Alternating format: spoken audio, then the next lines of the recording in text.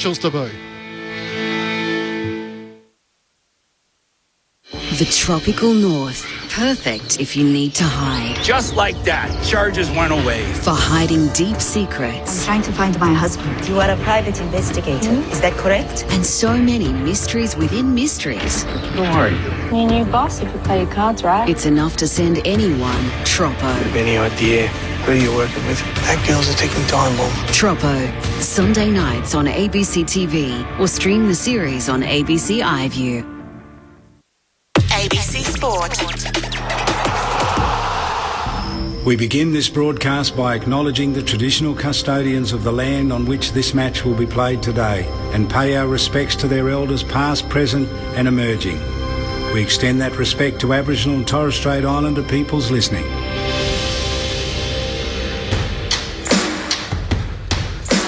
This is ABC Sports coverage of the 2022 AFL Premiership season. We're gonna be Grandstand AFL on ABC Radio and ABC Sport Digital. For the first time in 2 years, the Adelaide Oval welcomes a capacity crowd in for what is set to be a pivotal moment in the seasons of the Adelaide Crows and the Fremantle Dockers. Both sides believe this is the year that they can push towards the top 8, but neither can afford to throw away a winnable game at the start of their campaign. The Crows welcome back Wayne Millerer after a 645-day absence and are set to unveil new recruit Jordan Dawson. Meanwhile, the Dockers will head in without stars Nat Fyfe, Matt Taberner and Sean Darcy. It's great to have your company this afternoon on Grandstand AFL. Aaron Bryans with you to call the action, and alongside me today is Neil Cross. Welcome, Crossy.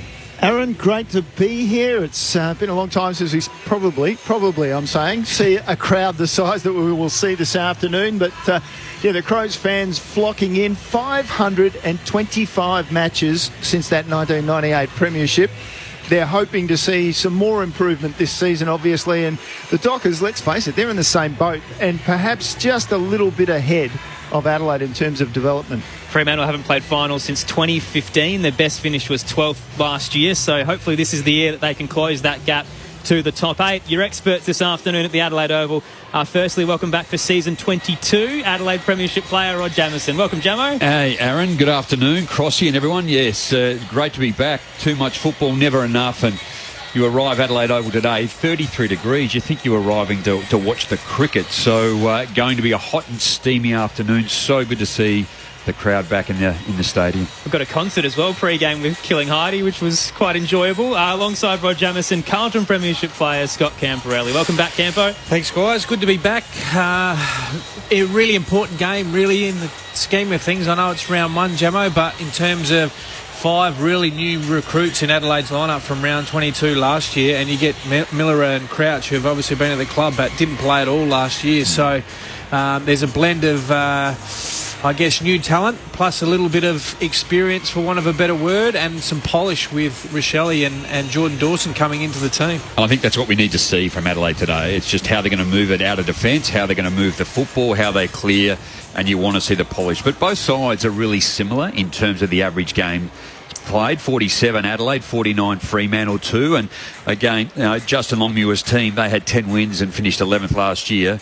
Adelaide are looking to make that next step. They lost 5 under 2 goals. So I think both clubs are in a really similar position, and big names missing, with a number of big names coming back for Adelaide, as Campo's highlighted. So what does that do for the game today? Because the lead-in has been a bit unusual. I think Fremantle were the heavy favourites heading into round 1, and then they lost Nat Fyfe, Matt Taberner and Sean Darcy, and suddenly it feels maybe even more in Adelaide's direction rather than a level playing field. And it's always hard to come here at home ground advantage as well. So you have a look. Freo aren't that bad. I mean, they knocked off GWS and Sydney last year. They were in the top 8. Adelaide knocked off 2 top 8 sides too. So, again, I think that's the similarity. Both clubs want to get off to a great start.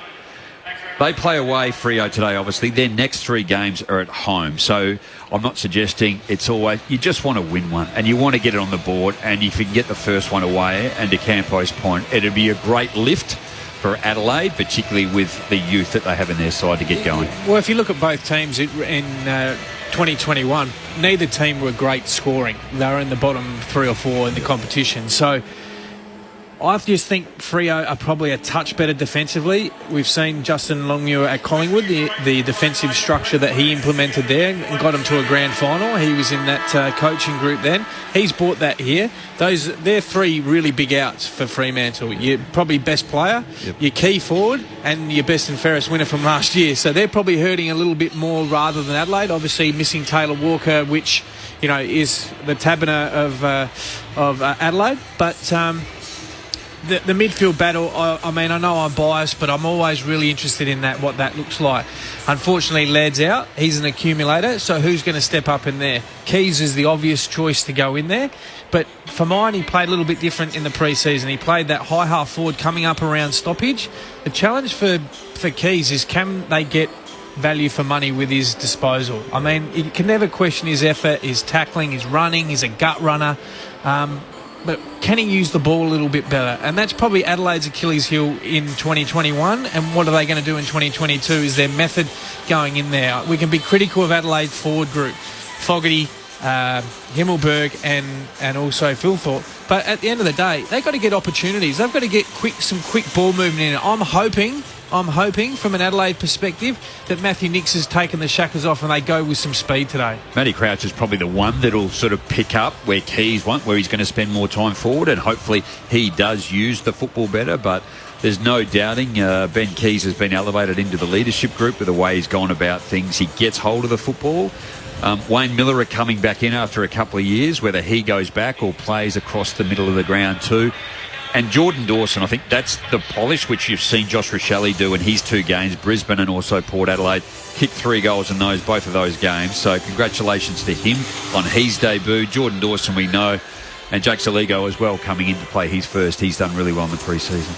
Aaron Bryans, Neil Cross, Rod Jamieson, Scott Camporelli with you earlier today. Hawthorn defeating North Melbourne by 20 points. And if you'd like to get in touch with us throughout the afternoon as part of this contest at the Adelaide Oval, the text line 0437 774 774. That's 0437 774 774. I know you don't like history, Campo, when you compare it to modern-day form, but the Dockers at the Adelaide Oval 2-9, and their last win here, Matt Taberner led the charge with 4 goals and now obviously isn't playing today. So it's a big blow for them. The other one that I think is a bit of an underlier is Sean Darcy. He's been on the incline, I guess, for the Dockers over the past few years, starting to get some consistency after consistent injuries, and unfortunately now isn't playing today due to his calf, which means Lloyd Meek has to ruck up against Riley O'Brien, who's a seasoned player. Lloyd Meek only really debuted last year after being on the list with the Dockers for a few seasons, played 9 games, averaged 14 hit-outs, and now he's thrown in the deep end. Good. Sometimes ruckmen just need that responsibility, and I've seen it plenty of times over the time. Is sometimes they just need to go, you know what? Let me be the number one ruckman and let me take some responsibility. I remember with Riley O'Brien and Sam Jacobs, that conversation was always. Sometimes they just need to go, you know what? It's over to you, big fella. Here's your opportunity. Go and grab it with both hands. So I wouldn't be expecting anything other than a really first-class effort from him today. And what a great opportunity against Riley O'Brien, who in this heat is an unbelievable runner. So Riley will really test him in that part of his game. I think Rory Lobb, they'll want to play forward more than the ruck, so you're right, I think, to that point too. Whether they go with Josh Tracy as well, he'll play forward, but whether they throw him in the ruck. So they've got 3 options if need be, but I concur with Campo's point. You just got to throw him in. The only thing I would suggest about Lloyd Meek too, and how ruckmen take their time to develop, he's only a young bloke, he's only 23, so he's still got plenty of footy ahead of him. So who are we going to tip today, gents? I'm edging towards Adelaide. I think they've probably got a more settled list at the moment and some great inclusions. We spoke yesterday, Aaron. I'd be interested in Jamo's thoughts around, do they throw Rochelle in the midfield just to give him a look? You know, he's got class, he's got polish, he's low to the ground, he's clean, he's exactly what they need. Is it too early, or do we just throw him in early? I'd love to see him in there up and around the ball early, get him some touches. There's obviously a little bit of pressure on him. Get him up around the ball, make him feel good about himself, and go forward from there. But to your point, Aaron, I think Adelaide should win. Yeah, on the same. I think Fremantle have won, 3 out of the last 4. They've been really tight. You go back to 2017 where Adelaide belted them by 100 points. So that's way too far. But these two teams that we touched on are really close. I think Adelaide at home. To your point, I think Rochelli's really mature in mind as well as in body for a first-year player. So I think he'll play majority of his football forward, but you might see him go through the middle from time to time. Rod Jamieson, Scott Camporelli, your experts this afternoon. The fifth member of our commentary team down on the boundary. Welcome back for season 2022 to Josh Money. Thanks, Aaron. Great to be back with the team for another year. Crows captain Rory Sloane has won the toss and they will kick to the Northern Cathedral end of the ground. It's a stunning day if you're a spectator or even a boundary rider. Testing conditions though for players, 31 degrees, no breeze to speak of. The crowd is building nicely at Adelaide Oval with attendance restrictions a thing of the past for now at least. Jake Saligo said during the week that the biggest crowd he'd ever played in front of was against Port Adelaide at Richmond Oval just a couple of weeks ago in the Community Series. The debutant starts on the bench for the Crows alongside Andrew McPherson, James Rowe and Nick Murray. Lockie Scholl is the medical sub. Heath Chapman, Liam Henry and Bailey Banfield are on the Freo bench. So is Will Brodie in his first game for the Dockers since moving from the Suns. Travis Collier is the medical sub. An outstanding crowd in attendance as we kick off season 2022 at the Adelaide Oval. Who can build early momentum? It's the Crows up against the Dockers on Grandstand AFL. Here's Neil Cross. 15th from last season, Adelaide. Fremantle 11th. How will they go this season? Meek up high, first time for the Dockers. Knocked it down towards Mundy, went to ground. Through came Young. Mundy got it on the ground. Out to Sarong. Forward hand pass and he found Brayshaw. Over the top, Switkowski. Off to Sarong again. They've worked at the half forward. Young. He goes with another hand pass to Tucker inside 50. Low kick wasn't effective. Frederick's going to make the most of it. Good half volley by the young man. Released it in the tackle to Sarong. They're outside 50 again. Young. Crows hunting. It's back to Clark. He's at left half forward. Throws it on the left foot inside forward 50. Clean possession. Butts with the intercept mark for the Crows. Played every game last season, Jordan Butts, after being picked up on the rookie list in 2018. And has definitely made the fullback position his own. 11 straight disposals to Fremantle in that passage of play before Adelaide intercepted. Heads to the eastern side. Himmelberg flew but couldn't take the mark and knocks it over the boundary line to be tossed back into play right in front of the Frost-Williams stand. David Mundy is an absolute superstar, isn't he? Like, just the way he cleared. Had a look. He's 16th on the all-time playing list. And if he plays 20, which he should, he'll probably end up around 8th at the end of the year at the age of 37. And the skipper today as well for the standing in for Nat Fyfe. From the boundary throw in, Jordan Clark can gather for the Dockers. Puts it on the boot into the 50 and great target. He's hit up Sam Switkowski. Back with the flight. Rory Lobb has taken it rather up against Jordan Butts. And he'll have a shot on goal from 45 out, slight angle to the left. And that is going to be a bit of a challenge for Jordan. I mean, he studies the game well. He's a great competitor. Never got really beat last year. But Rory Lobb's certainly got size. So if Fremantle get that ball movement quick inside forward 50, he's always going to have him for height. So Lobb, man on the marks just inside the 50. Lobb decides to kick from outside the paint. He's loaded up with plenty of power but not enough accuracy. Too far to the left, minor score to kick things off at the Adelaide Oval. It's the Dockers on the scoreboard first with the solitary behind. 2 minutes played. Well, they've had all the footy and they've used it pretty well. Brodie Smith plays on from fullback for Adelaide. Goes out to that eastern side with a long kick, almost to centre wing. Off hands it comes to Keys. He fumbled. On the ground the ball. Crouch with his first possession to Keys. Then he went back to Brown off half-back. He sends it long. He's looking for Fogarty. Crashes the pack. Runs into his own man, Ned McHenry down. The ball goes over the boundary line. McHenry back on his feet. Fogarty with a little apology. Crowd, you can hear, was happy with the attack on the ball, which is out of bounds for the throw-in now. That was seriously brave for a little bloke too, in particular, just to go back. He had two defenders and Darcy Fogarty coming the other way. O'Brien with the double tap down but hits Sarong. He turned it over. Sloane goes back to his ruckman who kicked it straight into Brayshaw. Plenty of pressure early from the Dockers. Brayshaw spins around, curls it up towards left half forward. Tracy brings it to ground, tapped it in front of Sloane. He can't gather for the Crows. Now Keys, ducking and weaving through the logo on the eastern side. Hands it to the boundary to O'Brien. Back to Hinge, who shaked it off the boot. Straight to Andrew Brayshaw, who marks it left half back. Brayshaw backs up, takes his time. Drops the ball. Just behind centre wing to Sarong. Inside with a long hand pass to Clark running. Through the corridor he goes long. Inside half forward with a kick. From behind Walters. Comes to ground. Smith with a little fumble. It's fallen the wrong way for the Crows to Schultz with the snap from 40. It's gone through. So first goal of the game goes to the Dockers. Schultz in the right place. Snapped across the body. It's 1 goal, 1-7. The Dockers, and Adelaide yet to score. In fact, I don't think they've gone inside 50. Well, that's one of the challenges for Adelaide. They were the worst team last year in terms of turnover, Jamo. Ranked 18th in the competition. We've said it a fair bit last year and over the pre-season. They've actually changed their defensive structure. Very one-on-one last year. Matthew Nicks wanted to actually teach these guys to defend one-on-one. They've gone more to a zone. Now, that's fraught with danger with a team that doesn't defend the ball really well, because you just saw there from half-back, the ball came inside that short 45. They shifted it to the open side and went down and got even numbers to a goal. I'm not sure that's Adelaide's go at this point in time, Jamo. The Dockers up by 7. Early stages of the opening quarter at the Adelaide Oval.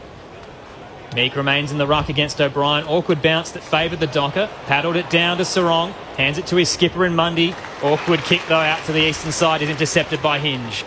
Wastes little time for the Crows. Centred his kick dangerously. Rowe got caught high in the marking contest, though. Free kick. Hands it off to a runner outside in McPherson. Flat into the 50, he'll go. It's awkward once again. Logue nearly intercepted it but couldn't take it on the chest. Spills for Keys. Has a couple of fumbles and is met heavily in the tackle. Meek got down low and wrapped him up inside 50.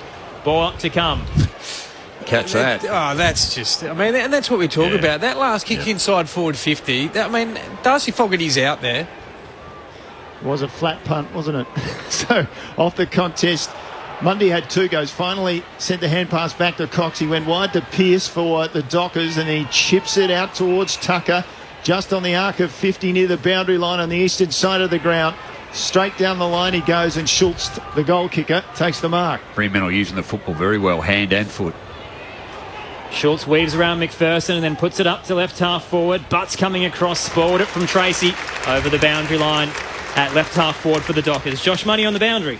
Well, Ned McHenry is probably a player who hates coming off the ground more than nearly any other player in the league, but on the second try he was forced to come off by the trainers. The Dockers are just reassessing that heavy hit now. Of course, concussion such a big focus in the league, so they will make sure that he's all right to go before he can come back on. So left half forward, the Dockers get a ball in. It comes to Tucker, twisted in the tackle, gave it to Meek. Back he went to Clark. Off the ball, he's able to take it. Twist around on the right foot, go into the pocket. Lob opposed to that man, Butts again. He got it to the ground, Butts.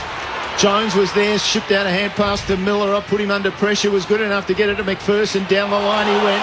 Good tackle by Adelaide. They've turned it over again. Coming off half-back, Miller. He goes on this broadcast side looking for Fogarty, who was good enough to keep it in front of him. Wasn't the best of disposals from Miller, who's missed the better part of 2 seasons of footy. And that's the challenge, guys. Like, Fogarty's had 2 really good sharp leads there. I know everyone's critical of him, but he's been missed twice. Yep. Toss back in, Meek knocked it down. Schonberg came through though and read it well in the air. Another terrible disposal though. Kicked it straight to the Dockers. Turned it over to Lowe. Out here too. Now into the centre square, he's hit Walters. Has some space to run into. Into the 50 he goes and hits Lobb, leading out on the chest. Rory Lobb takes it 45 from home, straight in front. It's just skill errors at the moment. Just poor kicking. Inside 50s Fremantle 5, Adelaide just the 1, but we've already spoken about and seen it tier 2. Lobb just on the lead, hasn't broke step and just out in front with the height, too hard to defend. 20 goals last season, Rory Lobb. Let's see if he can open his account. Leans back from 50 and splits the middle. The Dockers hot early. Back-to-back majors. 7.5 gone at the Adelaide Oval. Fremantle 2-1-13. Adelaide yet to score on Grandstand AFL. As we touched on just before, I mean, the skill errors are just killing Adelaide. I mean, 67% disposal efficiency. Fremantle 84. That's at an all-time high. That's not sustainable clearly throughout the game. But as Jamo, you said, their handball and kick and using the extra number around the contest, Fremantle have just been able to find space. And then they're getting inside forward 50 and giving their forwards great opportunities. And you compare that kick from Michael Walters inside forward 50 compared to Andrew McPherson's on the other end, Darcy Fogarty. So Fremantle improvement in skill on last season when they were the worst in front of goal for shot accuracy. Meek in the middle gets the tap down, but Adelaide will take it away through Sloan. Dawson got it to him, but Sloan turns it over, pressured in the kick. Brayshaw's taken it back into the square for the Dockers. So Brayshaw goes out to the eastern side of the ground. Comes off the hands. Hinge gives it to Duday for Adelaide. Forward hand pass was good to Schonberg. Bit of space for Adelaide to move. They'll go inside 50 with this kick. Lead from Thilthorpe, and they missed him. Over his head it goes out just 5 metres around from the behind post in the scoreboard pocket. Should have kept running. Yeah. And Riley, going back to the goal square, he's got the height. That's the one that he didn't need to lead up to, Joe.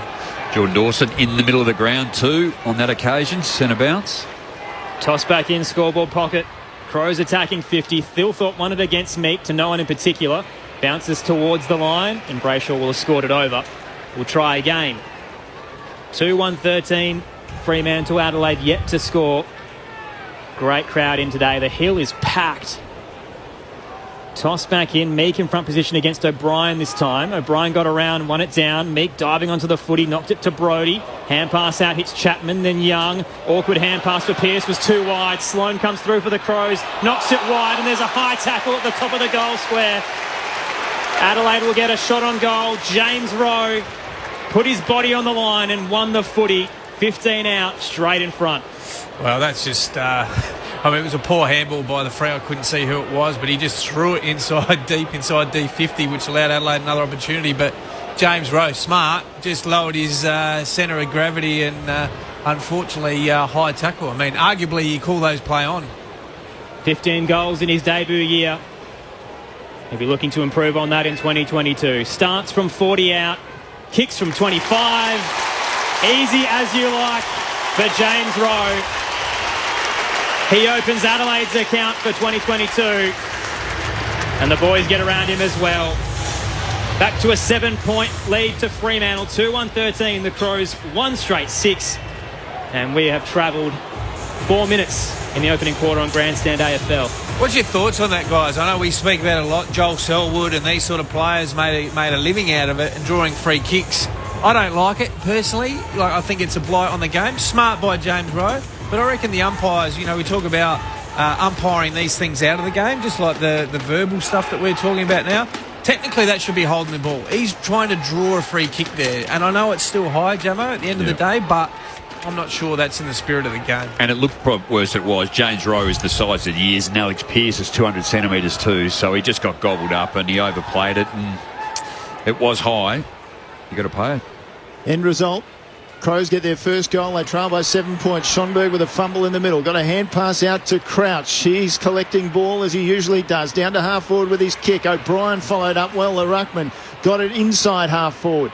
Dockers will repel. Brodie with a quick hand pass to the running Clark. One bounce through the middle, fumble. Didn't do it well, was chased down. Umpire called play on. Ball on the ground. Oh, Brodie was going in low and just got a little high one from Hinge. The umpire's given the free kick just behind halfway, if you like. The short pass was terrible. Talking about the skills of the Dockers, they fell away there. It went to Chapman in the end. He got it down to half forward. Crows will come in numbers. Tracy did well, stood up, got a hand pass out into the open. Switkowski over the ball. He's got it in his possession. Butts couldn't get him. Hand pass inside. Finds Frederick outside of the right boot. Minor score. The boy from Woodville, West Torrens, back home in Adelaide, if you like. Kicks the minus score for the Dockers, extends their margin to 8 points. Travelled through 12.5 minutes in the opening quarter on Grandstand AFL. Jordan Butts did the right thing. Left came up but didn't impact the contest. 2-on-1, and Freo had the player over the back. Brown short kick to McPherson. Took the mark and handed it back to Brown. Up the eastern side he'll go. Putting it in front of Dawson. Cox read it best and spoiled it over the boundary line to be tossed back into play. Well, Freo got the square up with that free kick through the middle of the ground. Just didn't result in a goal, but I'm sure there was a lot in that. Toss back in, lob in the ruck up against O'Brien. The Docker won it down. Henry overran the footy. Diving onto it, Crouch can't gather. Dawson can. Handballed it straight off to McHenry, was wrapped up and gave it away. Sarong now for the Dockers. Back to Young. Centres his kick beautifully to Ryan, who's open in the square. Looks to complete the switch out towards right half forward. Hits up Tucker. Backs up towards the benches, Darcy Tucker. Looking for some options. No one's really leading out for him. He goes short here. No. But bang it in, rather, into the right forward pocket. And lob again comes across in front of the pack. He's causing issues down there. His height is causing issues. The ball's coming in high and flighted. Jordan Butts has to get some body on him there. Riley O'Brien, too easy, pushed out of the contest. Took the mark, 30 out from goal, 45-degree angle to the right. Rory Lobb already has 1-1 this quarter. He's pretty confident with this angle. Starts on the paint of 50, shanks it off the right side of the boot. Awkward drop. And it's a minus score to the right-hand side for the Dockers. 2-3-15 now, playing Adelaide 1 straight 6. A 9-point lead, and we've travelled 14 minutes on Grandstand AFL. Oh. Doing your best work early in the season, Aaron, just putting a player off. Meanwhile, Adelaide's turned over the ball again. It was taken by Sarong. He sent it up inside the square. He's inside the centre square. He's gone to Clark. So Clark backs up. He's right at the front end of the centre square. Sends it along. Good intercept mark taken by Duday for Adelaide. 25 out from his defensive goal face. Adelaide attacking that Northern Cathedral end of the ground in the opening quarter. They haven't done a lot of attacking. Duday heads up to left half back to a contest. Fogarty brought it to ground. Bustling through. Crouch couldn't gather in the air. Now Cox wraps up Fogarty. And holding the ball is the call. Dropped it. Fremantle race away quickly. Switkowski hands it to Akers. Now Mundy from 45. Heads long towards home. It's curling in the breeze. And through for a minus score on the left-hand side. The Dockers now up by 10. 15 minutes gone in the opening quarter. Josh Money on the boundary. Well, Luke Ryan has got the job on Josh Rochelle, who's been quiet on debut early. It's a sign of respect, I guess, from the Dockers that their probably most prominent defender, their all-Australian defender, has got the job on the debutant. Well, that was interesting. Adelaide went short to Brown. Man on the mark, Schultz, was standing 5 metres to his right, but he just stayed there. Brown eventually took his time, went out to the wing on the eastern side of the ground. Ball off the pack, in numbers, Adelaide through Crouch. And then Rowe off to Keys, and Keys around on his left foot. Goes down to half forward, 2-on-1 there. And Rochelle was outmanned, and Pearce took the intercept mark for the Dockers. Big Keys, that's the one, isn't it? Campo. Well, we had three short at about 15-20 metres in front of him. Yep. Pearce plays on, switches out to the western side, hits Logue. And now Tucker in front of the benches, plays on, races around Jones and heads up to right half forward. Wasn't a great kick, but McPherson spilt it. The Dockers can keep going, but they've given away a free. After McPherson spilt it, Tracy brought him down. And holding the man will be paid to the Adelaide Crows. Down by 10 at the moment. Midway through the first. They'll retreat into defensive 50. Duday takes the uncontested mark. Centres to centre half back. And Keys had to drop low to take it on one knee up against Switkowski. Spoken about polish pre-game. We touched on it, Adelaide. They've probably turned it over 4 to 6 times and just making it really hard for themselves, where Fremantle have been really clean and spread hard and wide. Chipped it to Miller, who then went short to Brown. They're now centre wing on the eastern side. Brodie Smith can load up with an absolute barrel into the 50. Logue reads it well, though, in the contest and takes the intercept mark for the Dockers. And that's the problem, though, guys. It's too shallow, the entry. They're not asking Fremantle any questions. Brodie Smith's trying to kick that from 80 metres out. Fremantle didn't get the ball away effectively from defence. Inboard went the kick from Chase Jones. It was dangerous. McPherson made the most of it. Picked it up, got the hand pass to Crouch, got a return hand pass, and then went across the arc with his kick. Wasn't fantastic from McPherson. And the Dockers spill it over the boundary line. About 60 from the goal face that they're defending at that scoreboard end of the ground.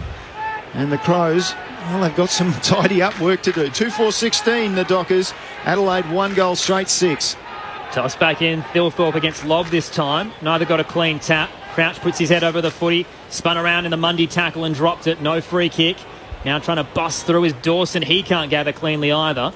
Ball just held up at right half forward here for Adelaide. Crouch tries to wrench it out. There's a free kick in the contest for a throw, it looks like. David Mundy will receive it up against Rory Sloane. So the Dockers stand in skipper. Heads to the centre square, dangerously to Brayshaw. Coming across, Crouch brought it to ground, but Young can mop it up for Fremantle. Gives it off to Brayshaw. Runs through the square and heads into the 50. Frederick lost McPherson. Can gather in the left forward pocket. Has a fumble. Half volleys it though off the ground and puts it through.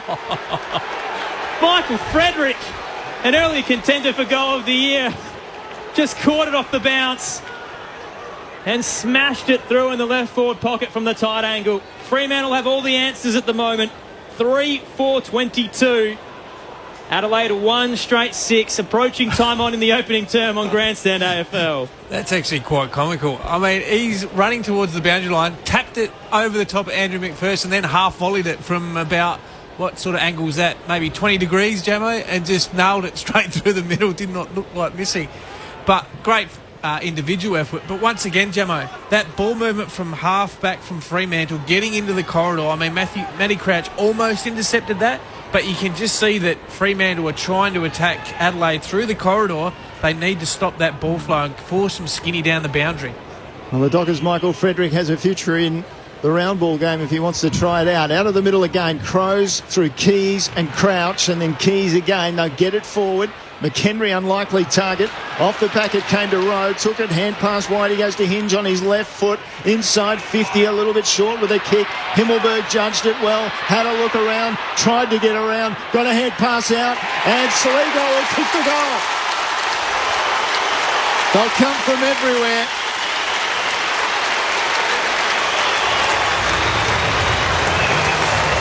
And Adelaide will get the goal. 2 goals straight, 12. Fremantle 3-4, 22 after 19 minutes.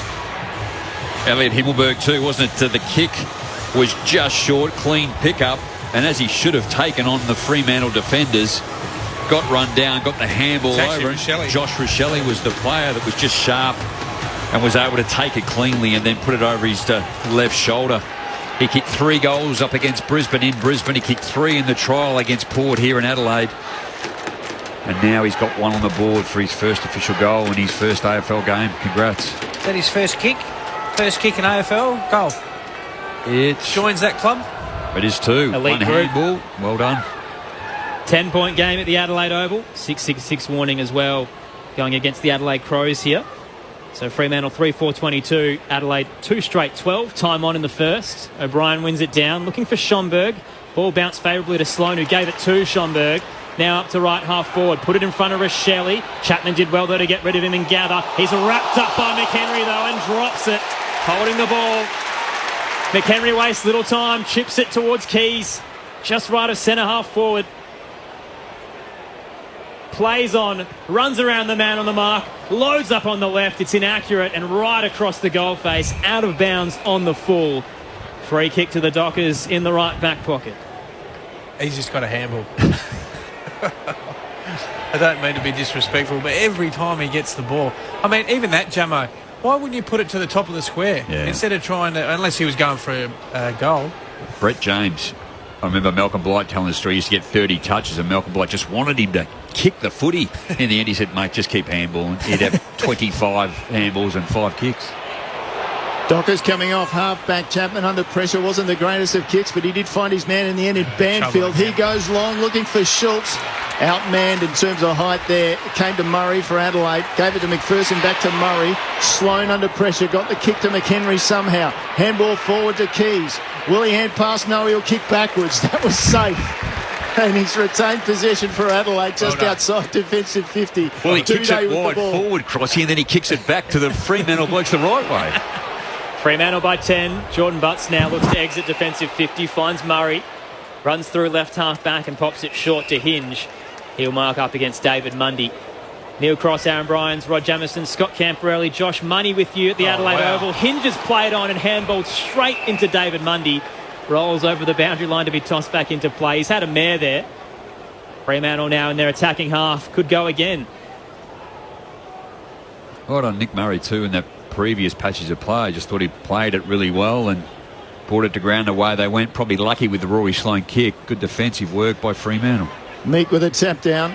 Found Akers for Fremantle. Then Meek fumbled Akers' hand pass. He's forced to go and get it. And he did it well, the big man. Gave it back to Akers.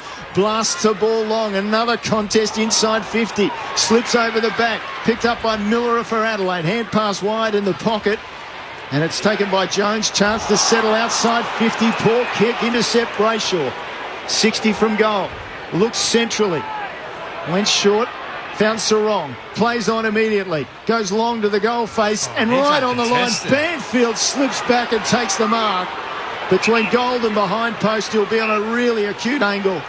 And he might struggle from that left side of the ground. Just needs to play it smart here, doesn't he? A couple of steps inside and then an easy snap. Just poor defensive work, Adelaide as well. Just weren't able to run it out. Another turnover and too easy to be able to centre it. And then no one to compete in that contest at all. Banfield, he's worked it out. He's gone with his non-preferred right foot for the snap and through for the goal for the Dockers. So they just settle after a couple of Adelaide majors. And the Dockers move along to 4-4-28. Adelaide 2 goals straight, 12. And we're well into time on in the opening quarter on Grandstand AFL. Well, it's really just the uncontested possession, Jamo. I mean, the effort indicators, contested possession, ground ball, clearance, all about the same. But it's really just Fremantle's ability just to lower their eyes and get uncontested marks, handball receives, and they're kicking it much better than Adelaide inside their forward 50. The kick longs is the differential here. Fremantle 13, Adelaide 6. So the efficiency overall 77% in favour of Fremantle. They're actually using the football much better by foot and by hand, but clearly by foot and covering the distance, putting the defence of Adelaide under pressure because they're using it so well. Fremantle by 16. O'Brien wins it down straight to Sarong. Handball was intercepted though by Keys. Got it out to Schomburg. He turned it over. Now the Dockers can get away through Brayshaw. Heads into the 50 left forward pocket. Banfield used the body but couldn't take it. Mopping it up is Duday. Ducks into the tackle from Banfield and handballs straight to Lobb. On the boundary line he can handball into Akers, who's caught high in the tackle from Sloane. And it's on the paint of 50. Players swarm in, but it's a free kick for the Fremantle Dockers regardless. And Blake Akers will have possession. Man on the mark will be just inside the arc. 45-degree angle to the left. The former Saint has a shot on goal. 14 inside 50s, Jamo, in, what's that, 25 minutes. Pops it up towards the top of the goal square. Coming across in front, Murray could have claimed it. Lost the flight. Spilt to Banfield. Nearly made it 2 from 2. Curled it through for a minor score on the left. But Nick Murray had an uncontested mark there and dropped it. And the other thing too, boys, is 14 inside 50s for 9 scoring shots. So every time they're going in there, they're hitting the scoreboard. Only positive for Adelaide out of that, they've kicked 5 behinds. McPherson plays on from fullback with a kick in. Long to that eastern side. Big numbers there. Looked like an early contender for Mark of the Year that Clark was going for, but he was very early and very misguided. So it'll be a free kick for Adelaide. O'Brien wants to keep it on that side of the ground. The big ruckman wasn't a great kick. Chapman in position A. Came off his hands straight away for the Dockers, and Adelaide gets it. Keys inside forward 50. Missed his target again. Phil Thorpe in the forward pocket was on the lead and had a break, but it went over the boundary line for the throw-in. Scoreboard pocket late in the opening term. Adelaide trail by 17. Great to have your company on ABC Radio and Sport Digital this afternoon. Toss back in. And Lobb was the only one there to contest the ruck. Handed it off to Young, who can clear it out of defensive 50. Now Switkowski can gather on the bounce. Races through the western wing. Puts it in front of Banfield in the 50. He's got space to run onto it. It bounces to his advantage in the right forward pocket. Wheels around Duday. Kick was smothered. The vice-captain did well to slide in. Now Walters is held by Millerer, and the umpire has seen it and given it to the Crows. Both umpires called it, actually. Millerer was trying to prevent Walters there. I'm not actually sure what the free was that went Adelaide's way. They played holding. So they were on each other there, Campo. The Crows have it in defensive 50 regardless. They'll be happy to escape from the danger. I was going to say, Rory's need to go back further on the mark. He calls play on. It could get smothered. Rory Sloane gets his kick away out to this eastern side of the ground, to the western side of the ground, and it'll be a free kick. Holding Himmelberg will take the free kick for Adelaide. So Himmelberg, who has a goal assist to his name for Rochelle, goes down the line with a kick and long, and coming across was Cox. McHenry was trying to do some blocking, and Cox just went up and took the mark defensively for the Dockers, just inside defensive 50, so that shallow entry again by Adelaide. Cox called to play on, will come to this broadcast side, and right on the line near the interchange gates, it's pulled down by Frederick with a mark for the Dockers. Brother Martin plays for the Power at the moment. SA boy Frederick heads up to right half forward. In front position was O'Brien. Coming across from behind. Meek does enough to spoil it over the boundary line to be tossed back into play.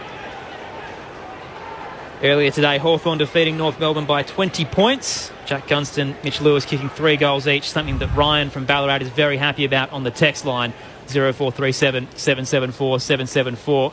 O'Brien wins the ruck contest there, tapped it down to Hinge, then Schomburg to Sloan. Pops it on the boot to left half forward. Fogarty did well to get rid of Ryan, now has to become the tackler on Chapman and escorts him over the boundary line to be tossed back into play once again. The Crows slowly pushing forward, trailing by 17 points late in the opening quarter. 1 minute to go in this first quarter. All players are doubled up. The heat has got the better of them. The first game of the season for both sides. And if Adelaide can sneak one here, they'll be lucky to get as close as they have after the way they've played. Matt Crouch, who was one of those crouched over before, got it off the ruck contest. Mundy was there as well. Ball out on the logo on centre wing on this broadcast side now. In comes the umpire, separates the players, says give it to me. The ball will go in the air for a ruck contest. Meek will come in with O'Brien. Meek holding his ground. Ball goes straight down. Sloan just tapped it out towards Crouch. Crouch flipped up the hand pass to Duday. His vision was good, wide to Keys. Got another chance to send it to the forward 50. Comes off hands to Fogarty, who fumbled. He's fighting in after it. Himmelberg was there as well. Clark was there for the Dockers. Got it out to Tucker. His kick came off a smother and goes close to the boundary line, and now it's over. So we'll get a throw in just ahead of centre on centre wing. In the shade is the boundary umpire there, probably very glad about that. Silence of a crowd that was expecting a bit more from the Crows. Still 30 degrees out there, Crossy. The players will survive one quarter at least as Meek tackles Sloan. Ball ricochets out to Walters. Gives it off to Clark. The Dockers now barrel it up towards the 50. Murray back with the flight. Nearly took the intercept mark and held it enough as he hit the turf for the umpire to pay it against Brodie. Murray goes across the goal face. Finds Butts. And that'll take us to the quarter-time siren at the Adelaide Oval. Fremantle, impressive early. 4-5-29 leading Adelaide. 2 straight 12. A 17-point lead at the first break. The goal scorers on Grandstand AFL, all individuals. The Dockers, Schultz, Frederick, Lobb and Banfield. For the Crows, Rowe and the debutant, Josh Rochelle. It's been great to have your company for our triple header of football coming up very shortly. West Coast up against Gold Coast over in the West. Earlier today, Hawthorn defeating North Melbourne. On ABC Radio and ABC Sport Digital, this is Grandstand AFL. Hi, I'm Sam Hawley, host of the new podcast ABC News Daily.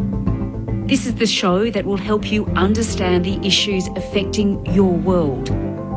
Every weekday morning, you'll get one big story from the news source you trust, told by the journalists you know best, in under 15 minutes. Find ABC News Daily on the Listen app or wherever you get your podcasts. The 2022 AFL Premiership season. Grandstand AFL. On ABC Radio and ABC Sport Digital. Clark running through the corridor. He goes long, inside half forward with a kick. From behind, Walters. Comes to ground. Smith with a little fumble. It's fallen the wrong way for the Crows to Schultz with the snap from 40. It's gone through. Awkward hand pass for Pearce was too wide. Sloan comes through for the Crows, knocks it wide, and there's a high tackle at the top of the goal square. Adelaide will get a shot on goal. James Rowe starts from 40 out, kicks from 25. Easy as you like for James Rowe. Brayshaw runs through the square and heads into the 50. Frederick lost McPherson, can gather in the left forward pocket, has a fumble, half volleys it though off the ground and puts it through. Michael Frederick, an early contender for goal of the year. Sarong plays on immediately, goes long to the goal face and right on the line. Banfield slips back and takes the mark. Between goal and behind post, he'll be on a really acute angle. Banfield, he's worked it out. He's gone with his non-preferred right foot for the snap and through for the goal for the Dockers. This is the 2022 AFL Premiership season. On ABC Radio and ABC Sport Digital. A great start for the visitors. Fremantle with 4 goals up against Adelaide's 2 in the opening quarter, in front of a capacity crowd at the Adelaide Oval for the first time in 2 years. Great to have your company on Grandstand AFL. Aaron Bryans, Neil Cross, Rod Jamieson, Scott Camporelli with you. Josh Money's down on the boundary for us this afternoon, and it's a hot one down there, Josh. Absolutely. Plenty of messages being relayed in this quarter-time huddle, boys, but both sides have come into the shade on this western side, and I think while there are many messages, the key focus right now is hydration. Players are absolutely exhausted. It is beautiful conditions for fans, but very, very testing. Players really out on their last legs already, and it's only quarter-time. Hasn't stopped Caleb Sarong for the Dockers, who has 9 disposals. Ben Keys has 11 for the Crows, but his efficiency has been incredibly poor inside 50, which we'll touch on in a moment. Great to have your company for the triple header of action today on Grandstand AFL. This is the middle game. Earlier today, Hawthorn defeating North Melbourne by 20 points. Still to come, West Coast up against Gold Coast with Clint Wilden, Ben Cameron, Shane Woden and Sharad Wellingham. The text line, if you'd like to get in touch, 0437 774 774. Fran's messaged in from Melbourne and says, "Hi team, it's been a long 6 months. Looking forward to Grandstand AFL for 2022. Glad you're all back and listening to your footy commentary." Great to have you back, Fran. It's weird. It actually has been one of the shorter off seasons because we finished late last year, but it's felt like it's been ages. I'm so happy to be back at the Adelaide Oval. Scott Camporelli, Rod Jamieson, your thoughts of the opening quarter? Well, I wrote down 3 things, Jamo. Three goals, 2 for defensive transitions for Freo. They were able to move the ball way too easy once again out of Adelaide's forward half of the ground, and they just opened them up. They came through the corridor with uncontested marks, then handball receive chains, and we interviewed Jordan Butts yesterday, and I said, how many times do you just roll up to the back of the square and just give the midfielders a little bit of a clip around? How about you guys trying to put some pressure on the ball so I don't get hung out to dry? And the same thing happened again today, Jamo. So 3 goals, 2 out of their 4 goals, 5. Once again, their Achilles heel. 9 scores from 15 inside 50 entries, so efficiency. So that's red light for me. And the other one is the skill errors, and they're inside 50. So when Adelaide have had their opportunities, poor kicks inside forward 50. Darcy Fogarty's been missed twice. Riley Fieldthorpe's been missed twice. And then Ben Keys kicks ones out in the full, and Brodie Smith's kicking it like shallow entries. So the ball is not even getting deep inside Adelaide's forward 50. It's sort of just inside the forward 50, which means, ties into my first point around 3 goals, 2. The ball just comes out with interest coming back the other way. So they're a couple of the key things for me. I think from Adelaide, I touched on defence and their movement. Wanted to see that. So wasn't really there in that first quarter. Defend and disposal. Got their hands on it, were able to, and were able to, under the pressure of Fremantle's, of the amount of football they got in there early inside their forward 50, and the polish just wasn't there. Conversely, though, that the first 11 or 12 disposals in that first quarter were all Fremantle, and they were just handball, foot, clean, and they were able to get it forward and get it inside 50. We've already highlighted the danger up there for Fremantle too. Rory Lobb, he only kicked 20 goals last year, and he's had 3 shots on goal already in this game in the first quarter with 1 goal too. They've got their multiple scorers with the 4 goals, all individual. I know Nat Fyfe is not playing today. You talk about efficiency. He kicked 6 goal 21 last year. So the ability to be able to get the football, but highly that, not as efficient when he's up forward. If he can change that, he'll just be, we know what quality player is, but we're always talking about the congestion, the possession, hold possession. You don't have to run as far, and then be able to use it and put your opposition under pressure. Fremantle did it well in that first quarter. Adelaide struggled to do so. So the Dockers up by 17 points heading into the second quarter. 4-5-29 plays 2 straight 12. The home side, the Crows, kicking to the right-hand side of your radio dial, the southern end of the ground. And there's a free kick early for a block that will go the way of Riley O'Brien against Lloyd Meek. Plays on, puts it flat into the 50 for the Crows. Dawson was in front position against Clark, brought it down. Pearce can mop it up for Fremantle, though. Pinpoint pass to Frederick out at right half back. He's been lively early, including that stunning goal in the left forward pocket. Doesn't have a lot to go to. Called to play on. He'll pop it short. Up to centre wing. Brodie caught behind Smith, who did well. Threw a fist in the air and knocked it over the boundary line to be tossed back in centre wing. Brodie caught behind Smith. That was pretty funny. Hey? Wow, sharp, good catch there. Real sharp. Very well called, though. Well done, Brodie. Getting back. The other thing too, Jordan Dawson, gun recruit, 2 possessions in the first quarter, needs to lift. Just finding his way, as was Henry, through the pack. Gave it to Switkowski for the Dockers. Then off to Brayshaw, inside 50, long kick. Going back, McPherson should have taken the mark. Now he's under pressure. Scoreboard pocket, butts over the ball. Did he drag it in? Umpires circling, and he's going to say, give it to me. So we get a ball up about 20 or so metres around from the goal face. Right forward pocket for the Dockers. Andrew McPherson does so much work. That's the third time. 2 in the back half in the first quarter and 1 now early in the second. Tossed up in front of the scoreboard. O'Brien tapped it down to Smith. He's wrapped up by Switkowski over the boundary line. And you know why it is sometimes, Gemmo? Because they're under pressure, they're fatigued. Yeah. That's what happens. They're under pressure all the time, so they never get a mental break. And that's what those sort of errors come in, fatigue errors. Toss back in. Meek in front position, wins it down against O'Brien, but coming through Jones, tries to clear it. A bouncing ball that works its way out towards the arc, knocked forward by Banfield close to the line, and he's barrelled over to force another boundary throw in. Further away from goal for the Dockers, about 45 out left-hand side, kicking to the northern end. The hill is full this afternoon. Killing Heidi performed there earlier as well as part of our pre-game. East-west is just so hard here in the sun, isn't it, too? At the moment, the east side is fully exposed to the sun, whereas the west, well covered. Ball comes back in off the ruck contest. Akers sends it forward for the Dockers. Comes off hand. Schultz almost had it. Picked up by Brown. He's dogged by Schultz straight away with the tackle. Umpire circling, saying no, it's still moving the ball. Now it's stopped. And now the umpire is going to take possession of it just outside the goal square. The other thing too, guys, here, Ryan's the one he's the anchor defender, which I don't really love. I mean, he's an All-Australian defender. Correct me if I'm wrong. Aaron, last year? Was he All-Australian last year? Who is Ryan? that, sorry? Ryan? Yeah. He wasn't. I actually had a look because I was shocked that he wasn't. Okay. Very good player, though. But he's the spare. Adelaide's getting too high. So he's the one that's going to be the interceptor when Adelaide try and kick it inside forward 50. So it was off the contest, and Brayshaw with the snap for a minor score. So Adelaide bringing the ball in. They'll clear it out to the eastern side. Too long. The target was Phil Thorpe, and it goes over the boundary line out on the full. Hayden Young will receive the free kick for Fremantle. Jordan Dawson was in the middle there, inside centre-half back. If the kick was good, he wasn't game enough to do it and went wide. Plays on, heads to a pack. Meek was in front position, but Murray rises over the back of him. Nice little screamer to kick things off for the Crows in the second quarter, but his clearance wasn't great. Straight to Blake Akers, just outside 50. Left half forward, he'll send it back where it came from, top of the goal square. Tracy gets a run at it, Murray spoiled it down. Banfield went to ground in the contest, was caught high and will receive the free kick.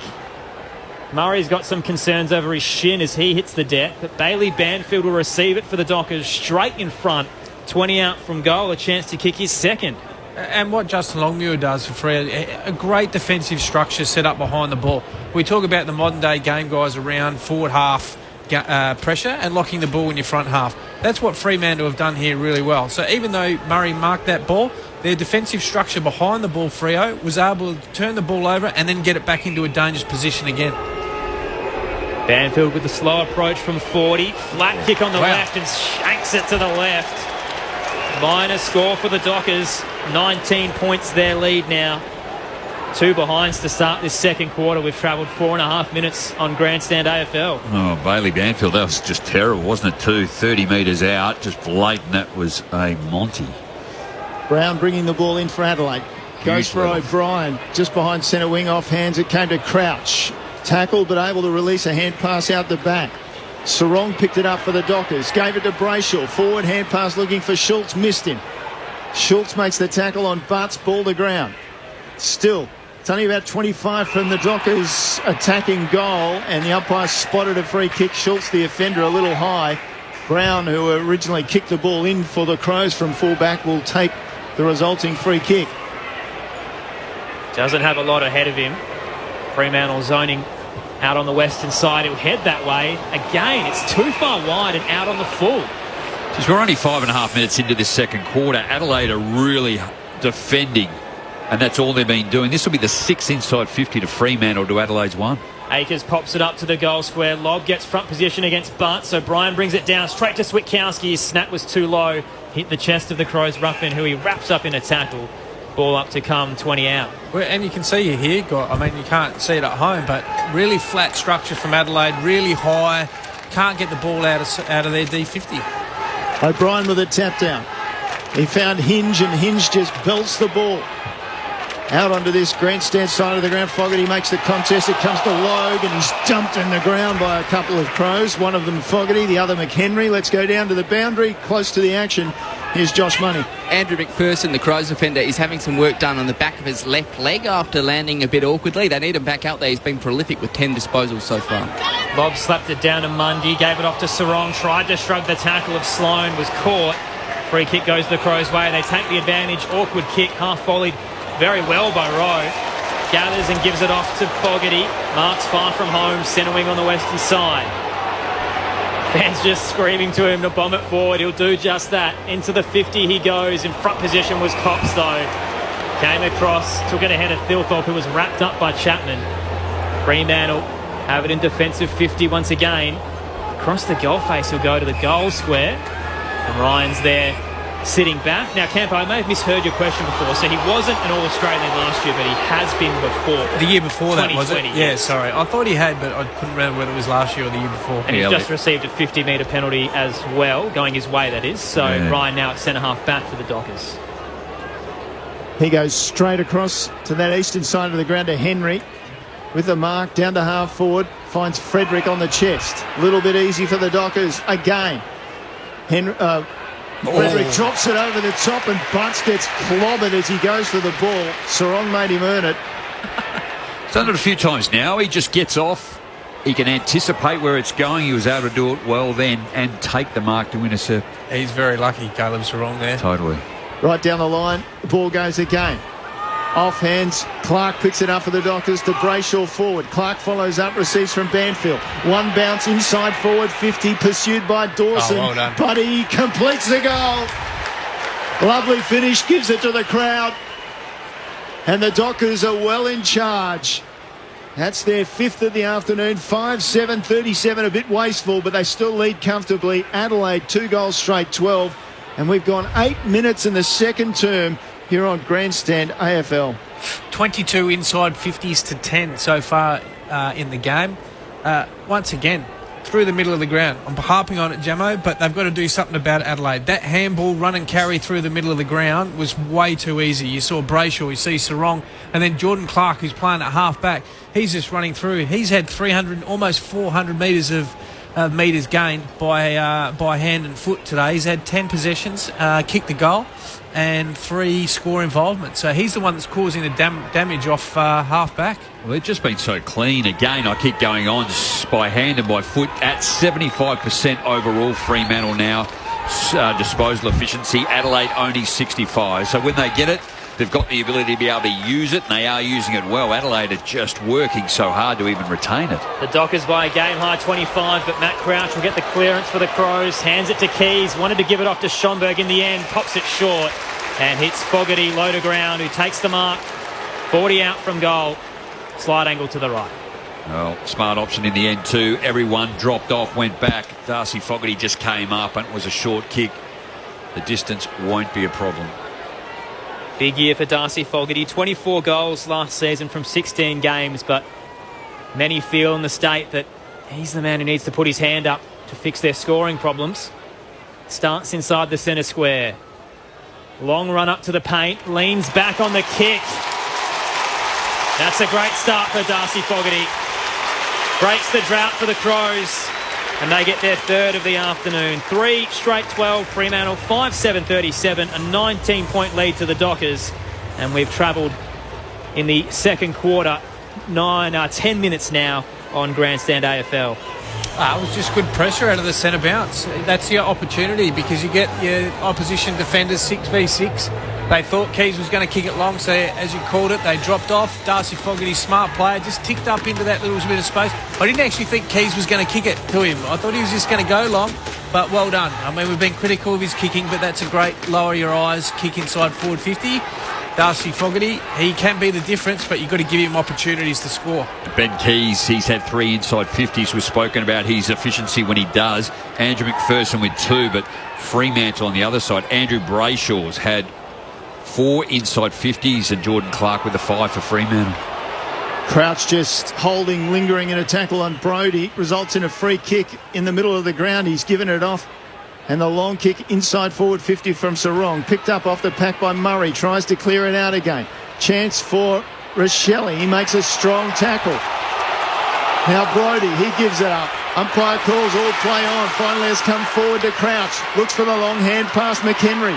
Wants to duck inside. Clark does. He's got plenty of time. He's got to find somebody though. He goes long and direct, and a mark taken there by Sloan in the pocket. He looked for some space. He found some space, and Rory Sloan, he's on an acute angle, but he's got it inside forward 50. Great kick, James Rowe. Just put it to advantage of Rory Sloan. He could handball here too. Jordan Dawson's a left footer. Why wouldn't he here? Like, he's just on his side here. Just pick it up and give it to him. Here he goes. Has done that. Dawson now leans back on the kick. Hooks it narrow. That's why.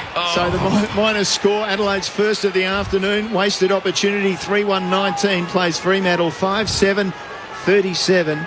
And we've gone now through 12 minutes of this second term. Really poor defensive work by Fremantle just to even allow that to happen. Not a lot of love for the Crows on the text line. Bill says, what were they doing in the pre-season? Skills training? Question mark. A lot of running. Out to the eastern side. Murray in the pack takes a contested mark. He can send it back into 50 if he wants. Backed up towards centre wing on the eastern side. Long run up and sends it high into the 50. Up to the left forward pocket. Pearce stands in front position. Himmelberg crashes the pack. Brings it down. McHenry has a fumble. Tries to gather again and is pushed over the boundary line by Young. Boundary throw in to come. Josh Money downstairs. Lachlan Scholl is changed and is warming up the Crows medical sub. It looks like McPherson's his hamstring on his left leg is no good. Of course, the early part of his career crawled by a hamstring problem. So it looks like they will take no risks and he will be subbed out of the game shortly for Lachie Scholl. Adelaide off the ruck contest. O'Brien tried to swing the leg of the ball, no effect. Crouch got it out. And then it goes forward to the goal square. Fogarty pushing hard and off the ground. Across the goal face. Trying to do what Frederick had done at that end of the ground, but he was astray, and it'll be a free kick in any case. So does the point count? No. It'll come back. It'll be an Adelaide free kick. There was holding. And so Fogarty, as he kicked it, was pulled off the ball, said the umpire. He didn't actually have possession, and he's got an opportunity from the top of the goal square, and he lobs it through. And the Crows are alive. Fourth of the afternoon, second for Fogarty. Adelaide 4-1-25, trailing Fremantle 5-7-37, halfway through the second term. They're just working their way back into it too at the moment. Fremantle 27 disposals, Adelaide the same.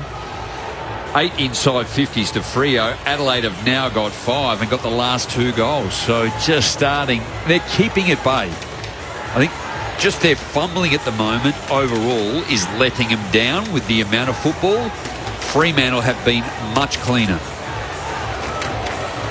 Also on the text line, Dave says, hi team, thanks for the play-by-play description. The Crows don't change anything soon, then it's over for us, and that will include Saturday next week against Collingwood. So they've gone as early as you did last season. They're still 2.5 quarters to go. Different way. That was sent a few minutes ago before the last few goals, so I'll give Dave the benefit of the doubt there. Tossed back up in the middle. Thilthorpe takes it out of the contest, but couldn't get away cleanly. Mundy rips it away, hands it to Brodie. Now Fremantle up to centre half forward. Akers from the contest knocked it straight up and down. Switkowski becomes the tackler on Jones and holds things up on the pain of 50. Josh Money downstairs. Scholl is on the ground for the Crows, so they have officially activated their medical sub. Andrew McPherson done for the day with that leg injury. I think Mitch Hinge just got a good corky too. Brilliant tap off the ruck contest, finds Brodie. Kick in front of Frederick, dropped it. Interesting, he was opposed to Butts, who now clears it for the Crows out to centre wing. Running back with a flight of the ball and taking the mark on the logo on centre wing was McHenry. Forward he goes with his kick, there's Scholl. Scholl marks it a couple of metres inside the boundary. Now he hand passes forward to Schonberg. Schonberg with his kick.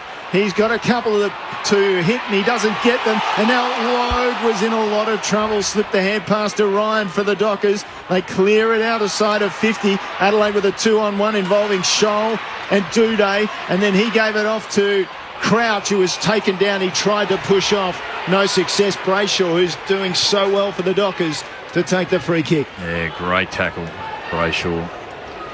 12-point lead to Fremantle. Aaron Bryans, Neil Cross, Rod Jamieson, Scott Camporelli with you. Brayshaw called to play on. He'll head up the eastern side for the Dockers. Banfield caught behind in the contest. Nudged, butts in it. No free.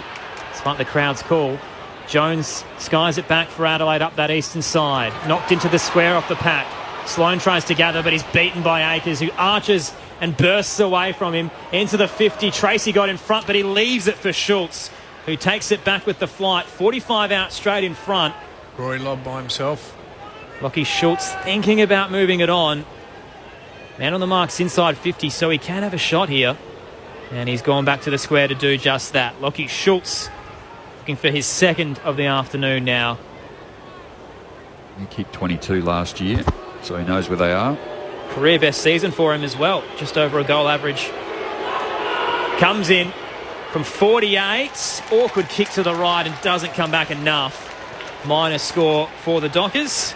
Now a 13-point lead to them. 5-8-38 plays 4-1-19. And we have travelled 17 minutes in the second quarter on Grandstand AFL. So short kick finds Chase Jones. Jones now called to play on, and he produces another short kick to Hinge.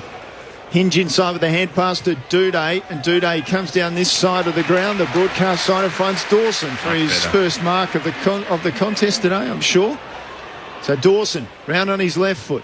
See what his kick's like, and he can't get it over Blake Akers, who intercepts. Kick was meant for Rowe. Now it's play on. He goes inside with his kick, and it was good. And that man Schultz, or rather no, Brayshaw pops up again. Brayshaw plays on, runs through the square and heads into the 50 for Freo. Tracy was nudged out of it by Murray. Both hands in the back, no free. Hinge mops it up at the back in the scoreboard pocket, hands it off. Crouch was met heavily, and the ball will be carried over the boundary line to be tossed back into play. Your umpires this afternoon, Jamie Broadbent, Craig Fleer, Eleni Gluftis. The emergency umpire's running out here too. What's going on? Meanwhile, it's tossed back into play. Lobb battling against Thilthorpe inside Fremantle's attacking 50. Lobb takes it away, hands it off to Mundy. Tight angle, 35 out. Schomburg escorts him over. Mundy actually walked over the line in the end. He knew he couldn't get around the youngster. That's either has to be deliberate or holding the ball. Yeah. One of the two. Schomburg had an arm around him and Mundy just gave up. And he's escaped there. Well, it's brought the crowd into it at least. They've been quietened by the Dockers thus far. Ball comes in. Neither ruckman got to it. Cleared away by Brown for Adelaide. Out towards half-back. Fogarty made the contest. Was ruled to be illegal. It'll be a free kick. Go to Ryan for the Dockers. Or rather, Cox for the Dockers. So out there against the boundary line at right half forward. Sends it back in. Crows with a couple of punches, but it's Walters who gets it across to Mundy by hand. Skies it about 20 metres from goal. Big pack forms. Adelaide have the numbers on the ground. Picked up by Hinge. Back with a hand pass. Finds Brown. Skies it towards the shade of the grandstand. There was holding there, and Adelaide will take the free kick. This time McHenry just outside defensive 50. Crowd happy now. They just haven't got the ability to go quick here. They need some sort of run and support. They're stuck on the line. He's just going to go down the line, which is straight into the Freo defence. Contest awaits in front of the benches, but Thilthorpe rises in front position and takes it. First possession. The former pick two. Oop. Awkward kick inside. Put Crouch in a bit of trouble. Did well to mark against Switkowski. Yeah, he needs a lift, doesn't he? He chips it short as well. Schomburg nearly spills that rather in the air. Still in front of the benches. We've had this small little triangle work from the Crows. Meanwhile, everyone's flooded forward. Schomburg will head up to right half forward. It's swaying and out on the full. Another wasted opportunity for Adelaide. Disposal has been poor this afternoon. They're down by 13 points and Fremantle now have possession at left half back. Is that not unforgivable in the modern day game, Gemmo? I mean, it doesn't matter what era. Like, these guys are paid professional footballers, and we can't kick the ball 30 metres and keep it in, and there's no wind, no conditions to worry about. No, that's... It's like, you liken it to squash. You got a whole wall to actually hit. And you try and put it down in the bottom right-hand corner and you hit it out. So Dockers showing them how to do it. Pinpoint kick finds Akers on centre wing. Plays on straight away. Frederick, good leap. Takes the mark. Inside 50. Opens it up to the far side. And they had two players there. It was taken on the chest by Tucker. Schultz was there to assist him. And Tucker goes back on the right side for a left footer. About 30 out. There's another example of just Fremantle using the football well. 3 disposals, 3 clear marks, longer kicking, cover the ground, get over the top of the defence of Adelaide and now have a shot on goal. Time on in the second quarter. Adelaide's got the margin back to 13 points. But Tucker, he laid back on the kick and it just found its way straight enough, or long enough I should say. It's through for the goal, so the Dockers settle again and get their 6th of the afternoon. 6-8-44, plays 4-1-25.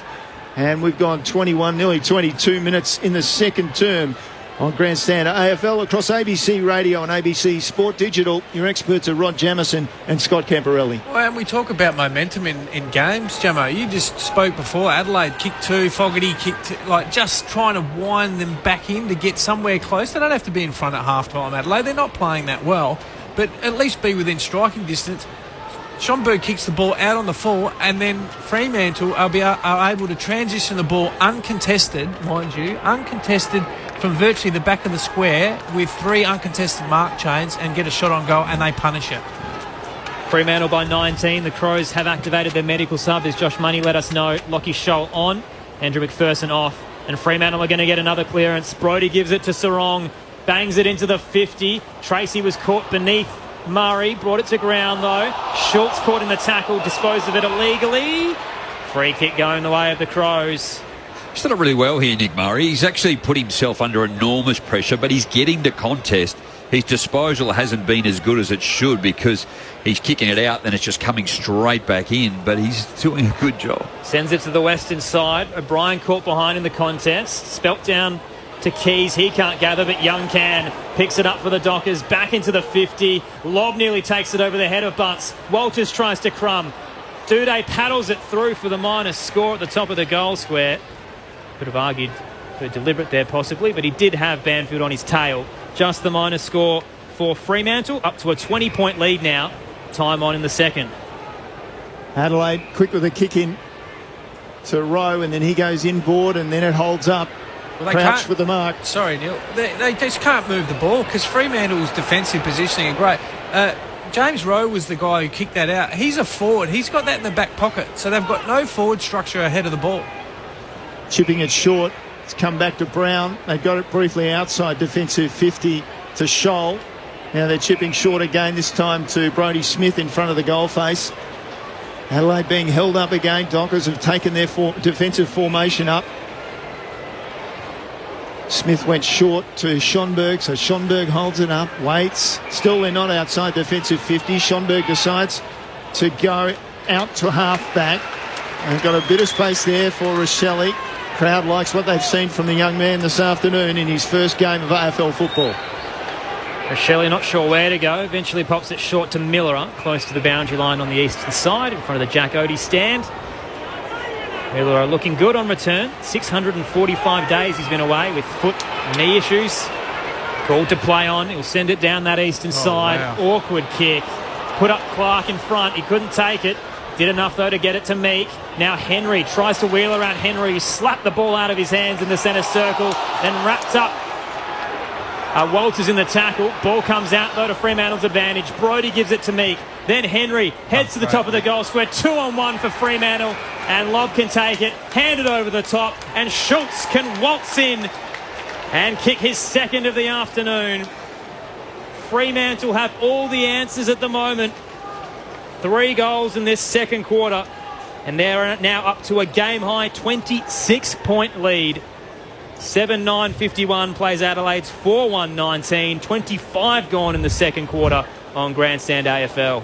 I don't like it, Jamo. I know you're part of still with Adelaide. It's too slow, the ball movement. They're just playing into Fremantle's hands. Like, they're not a great kicking team, Adelaide, and they're trying to own the game. And I have no doubt this has been practice at training in terms of trying to keep the momentum and not go into two. But when you get the ball and you're just trying to over-possess it and you're allowing the opposition team just to keep shifting defensively and you're not taking any ground or any yardage and you're not asking them any question, all you're doing, and you see there, they just return serve with a lot of energy because they're not exposed with any energy or asking a question to defend. Fremantle well in control out of the middle. Adelaide in control through Keys. High to half forward. Ball knocked away from Rowe. Coming through, Saligo just knocked it to roll off the left foot into the pocket. And Rochelle has the ball on his chest. Well, James Rowe's the only one that's hit some targets inside forward 50. Hit Sloane before and then a nice left foot to Rochelle. Jack Saligo too, well done. Just the pressure, keep it alive, keep it forward. Back in from here? Yeah, I would. So the former Murray Bushranger picked 6 in the draft last year. Kicks his second. Oh, magnificent. What a great finish. He's got some talent, there's no doubt about it. Adelaide slightly revived by their straight kicking. 5 goals, 131, trailing Fremantle 7-9, 51, close to half-time.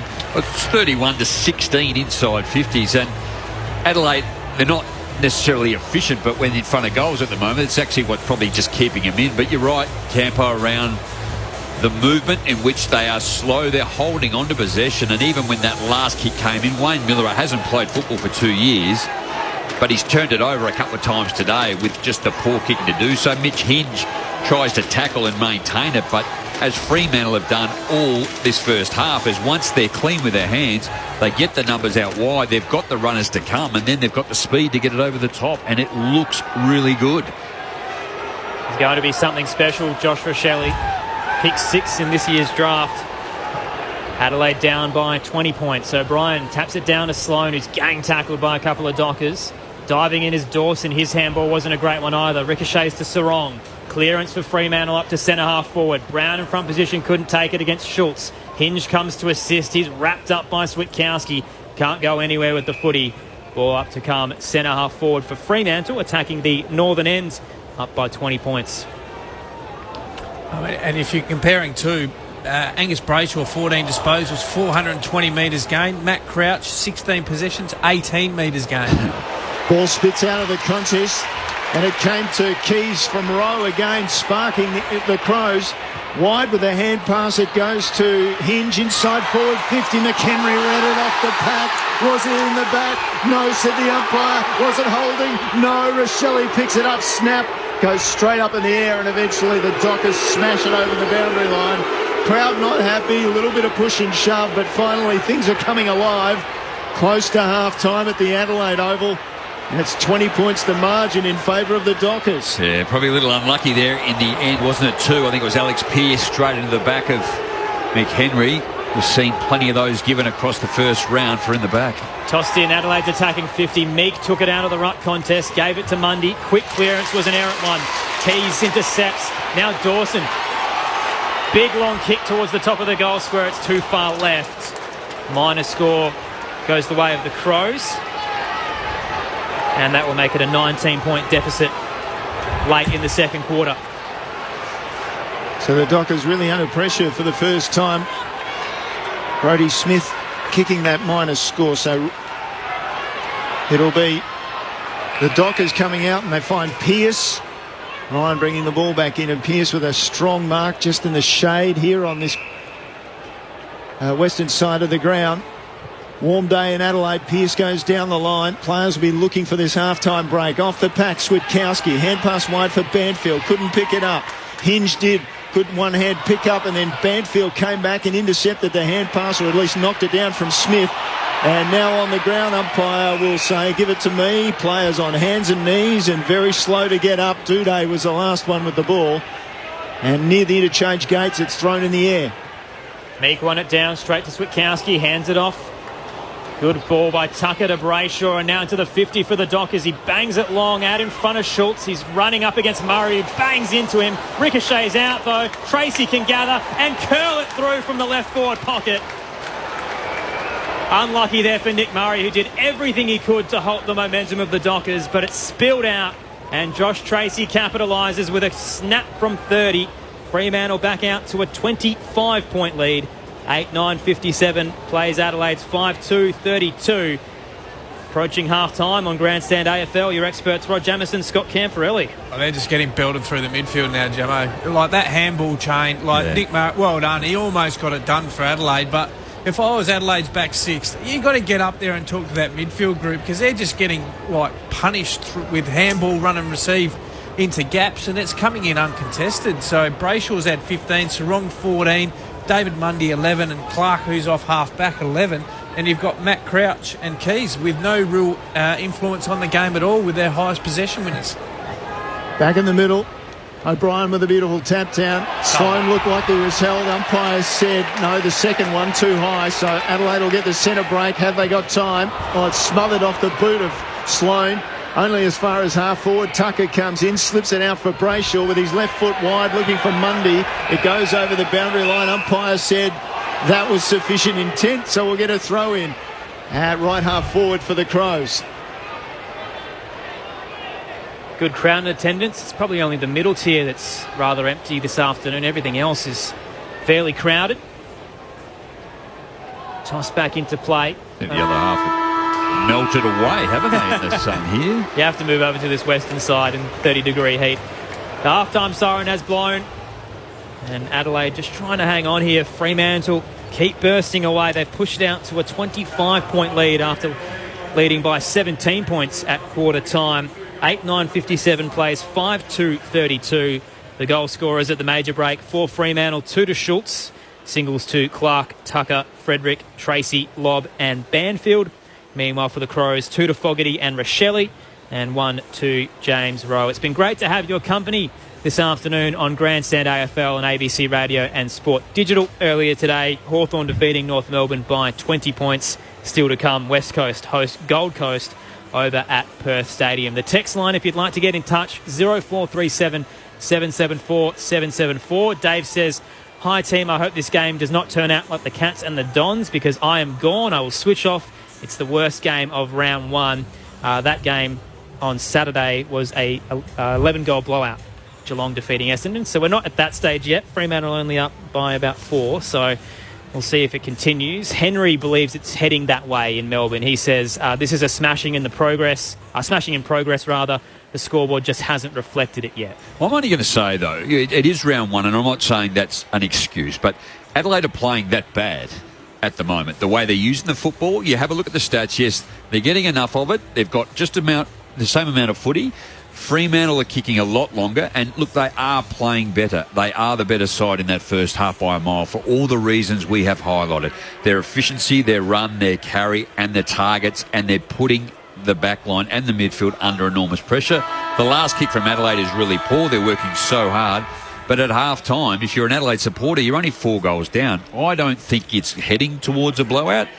Independently, it's not going to be a blowout, but I just think Adelaide have got so much upside at the moment, but they need to contain a number of different areas, which Campo's touched on in that second half. Do you agree, Campo, with Jamo's sentiments? Look, if you were to break it down, I mean, if you look at it from a coach's perspective, contested ball, they're not getting blown away. You know, ground ball, tackling, I reckon they can put a little bit more pressure on Fremantle. It's more the uncontested game that I'm worried about.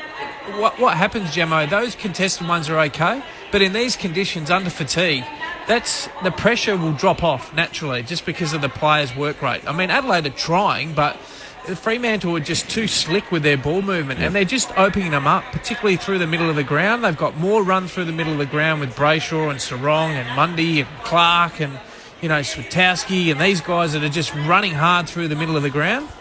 And some of that is based off Adelaide's poor skill errors, so they're getting good opportunities and good looks to go back at them. But I just don't see the run from Adelaide, to be fair. And even, the thing that I guess I'd like to highlight, Jamo, before we take a break is more around that ball movement off half-back. Really slow, really stagnant, not giving any forwards the opportunities. You saw when they went quicker, and it was out of 2 centre bounce. They've kicked 3 centre bounce goals, Adelaide. But what the point I'm trying to make is it gave Adelaide's forwards 6v6 opportunities. If you go slow with your ball movement, there's 18 guys ahead of the ball. I'll guarantee you there's 18 guys of the opposition plus your team. So there's essentially 34 players, because there's a guy kicking the ball and one on the mark. You've got 34 players to try and navigate through. Now, what chance as a key forward, and you've played up there, Gemmo, what chance have you got to try and impact the game other than a half chance, a scrag, a hold, or a small forward winning a free kick? There's no fluency in all Adelaide's goals. The pleasing thing was the centre bounce one, which was Keys lowered his eyes to Fogarty, and then James Rose kick inside forward 50 to Sloane, but that didn't end up in a goal. So Adelaide's goals are hard. Fremantle are getting in it with space and one-on-one opportunities for their forwards. That's the thing that Adelaide need to address at half-time. Tony Lockett might have been a chance in that scenario that you highlighted. However, we don't have any player like that of the calibre. But I think Fremantle have played really well. When they've got hold of the football, they've done it really well. They've cleared well. They've been clean. We've highlighted multiple players in Brayshaw, Sarong, Mundy, Clark, Akers, Tucker.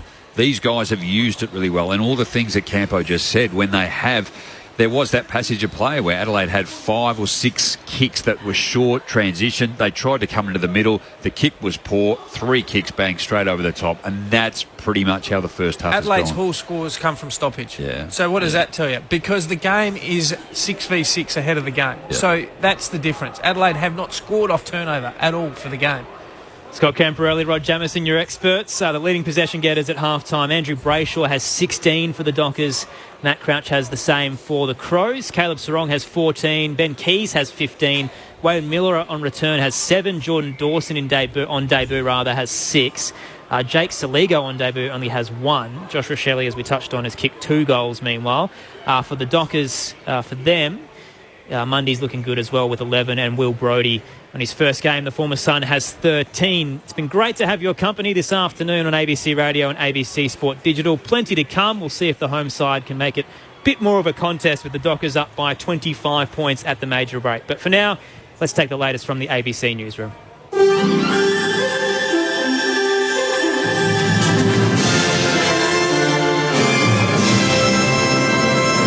ABC News with Satyam Weinstein. Russian forces are continuing their push into the city of Mariupol with heavy street fighting reported. Here's Larry Buttrose. The strategic southern port city is still coming under intense bombardment from Russian forces as troops and tanks move in. Ukraine says up to 90% of the city's buildings have been destroyed, with President Vladimir Zelensky calling the siege a terror that will be remembered for centuries to come. The city's mayor and deputy mayor have accused Russia of taking thousands of its residents across the border, saying some have been sent to remote Russian cities and some have had their passports confiscated. Railway workers in Belarus have reportedly disrupted the country's train network in a bid to prevent Russian equipment from entering Ukraine. The head of Ukraine's railways confirmed the action and thanked the Belarusian heroes for their defiance, according to a spokesman for the exiled Belarusian opposition figures, Svetlana Tikhanovskaya. Activist hackers in Belarus had previously disrupted some of the country's rail services after breaching computers that control trains. Ukrainians fleeing the war-torn nation will be eligible for temporary humanitarian visas in Australia. The visas will be valid for 3 years and allow people to work, study and access Medicare. At a rally in Martin Place today, organiser Anton Bogdanovich praised the assistance. We are very grateful. It's very important for us to feel this support. It's very important that our women, children and elderly who are fleeing and are looking for safety, to see how they are welcomed with open arms. South Australian Liberal MP David Spears says his party has a lot of soul-searching to do following the election loss as it investigates where it went wrong. The Labor Premier-elect Peter Malinauskas will form majority government with a predicted 26 seats after a resounding win. Mr Spears says the Liberal government came to power with fresh and exciting ideas 4 years ago. For that all to come to a sudden conclusion, quite a dramatic conclusion by the look of it, that's sad, that's painful. And the party will have huge soul searching. Is it getting the right candidates, the right policies? Is it looking after what we would see as its base? I would say potentially not. A leading epidemiologist says more children are getting COVID during the current outbreak in New South Wales. Danuta Kazaki has the details. Professor Catherine Bennett from Deakin University says the new Omicron BA2 variant is more difficult to control as it's more infectious. It makes everything we do to protect ourselves important, whether it's masks, but particularly the booster. She says more children are getting COVID. Kids have been spared previously. They didn't have the same high infection rates initially with the Omicron outbreak that we saw in the 20-year-olds. The opposition's Prue Carr says clinics should be placed in primary schools to encourage 5 to 11-year-olds to get vaccinated, with less than 50% receiving a first dose. There's nearly 17,000 new COVID cases in New South Wales, with 34 more people in hospital compared to the previous reporting period. The number of people killed by COVID-19 in the United States is approaching 1 million. Latest figures from Johns Hopkins University show the death toll in the world's hardest-hit country stands at more than 970,000, with over 1,000 Americans still dying from the virus each day. Globally, there's been a slight uptick again in new cases, with now total nearly 470 million since the start of the pandemic, with more than 6 million deaths. The biggest current outbreaks are in South Korea, Germany, Vietnam and Russia. The science agency CSIRO is aiming to cut Australia's plastic waste by 80% by the end of the decade. The organisation is partnering with Murdoch University and industry groups to explore more sustainable ways of creating and using plastic. CSIRO Chief Executive Larry Marshall says over 1 million tonnes of plastic is consumed across the country every year, with only 12% recycled. He says the goal is audacious but achievable. We're going to have to basically reimagine and reinvent the 4 key elements that are involved in plastics: how we make them, how we use them, how we dispose of them, and what we do with them after they've been disposed, how we recycle them and get them back into the economy. The St George Illawarra Dragons have thrashed the Newcastle Knights 40 points to 4 in round 4 of the Women's National Rugby League. St George Illawarra led by 8 points at half-time but blew out the scoreboard in the second half, adding another 5 tries. 4 Dragons players scored doubles, including Madison Bartlett, Tegan Berry, Jamie Chapman and Emma Tonagato. The Red V are now first on the ladder. You're up to date with the latest from ABC News. Tune in to Nightlife with Philip Clark and Indira Naidu. Nurses are leaving the profession in droves. It's not just COVID that's driving them. What does it all mean for the future of Australia's medical workforce? Thought-provoking discussions to get you through the night. Why are some people drawn to the bush and nature while others prefer the built environment? Is it in our DNA or is it learnt? Nightlife, every night from 10 p.m. on ABC Radio. The 2022 AFL Premiership season. Grandstand AFL. On ABC Radio and ABC Sport Digital. Right down the line, the ball goes again. Off hands, Clark picks it up for the Dockers to Brayshaw forward. Clark follows up, receives from Banfield. One bounce inside forward, 50, pursued by Dawson. Well done. But he completes the goal. Lovely finish, gives it to the crowd. Walters in the tackle. Ball comes out, though, to Fremantle's advantage. Brody gives it to Meek. Then Henry heads to the top of the goal square. 2-on-1 for Fremantle. And Lobb can take it, hand it over the top. And Schultz can waltz in and kick his second of the afternoon. Keys, high to half forward. Ball knocked away from Rowe. Coming through, Saligo just knocked it to Rowe up the left foot into the pocket. And Roscelli has the ball on his chest. Picked 6 in the draft last year. Kicks his second. Oh, magnificent. Good ball by Tucker to Brayshaw, and now to the 50 for the Dockers. He bangs it long out in front of Schultz. He's running up against Murray. He bangs into him. Ricochets out, though. Tracy can gather and curl it through from the left forward pocket. This is the 2022 AFL Premiership season. On ABC Radio and ABC Sport Digital. No Fife, no worries for the Fremantle Dockers on the road to start their campaign against the Adelaide Crows. They're up by 25 points at half-time. 8-9-57 plays, 5-2-32. Lachie Schultz has 2. Plenty of individual goal scorers for the Dockers, but Andrew Brayshaw seems to be the best at the moment with 9 disposals in the second quarter. And he's been dominating overall for the Fremantle Dockers today. Leading the charge in the middle in the absence of his skipper. He has 16 overall for the afternoon. Earlier today, Hawthorn defeated North Melbourne by 20 points. Jack Gunston, Mitch Lewis kicking 3 goals each. Tom Mitchell had 29 touches as well. A great start to Sam Mitchell's tenure as senior coach. And still to come today, West Coast host Gold Coast over in the West. Clint Wilden, Ben Cameron, Shane Woden, Sharad Wellingham to bring you the call following this contest here at the Adelaide Oval. Aaron Bryans, Neil Cross, Rod Jamieson, Scott Camporelli and Josh Money with you for the moment, though. Plenty to look forward to in the second half. We'll see if the home side can make this a bit more of a contest. And great to have your contributions on the text line as well, 0437 774 774. Around the country in the NRL, the Knights are making easy work of the West Tigers.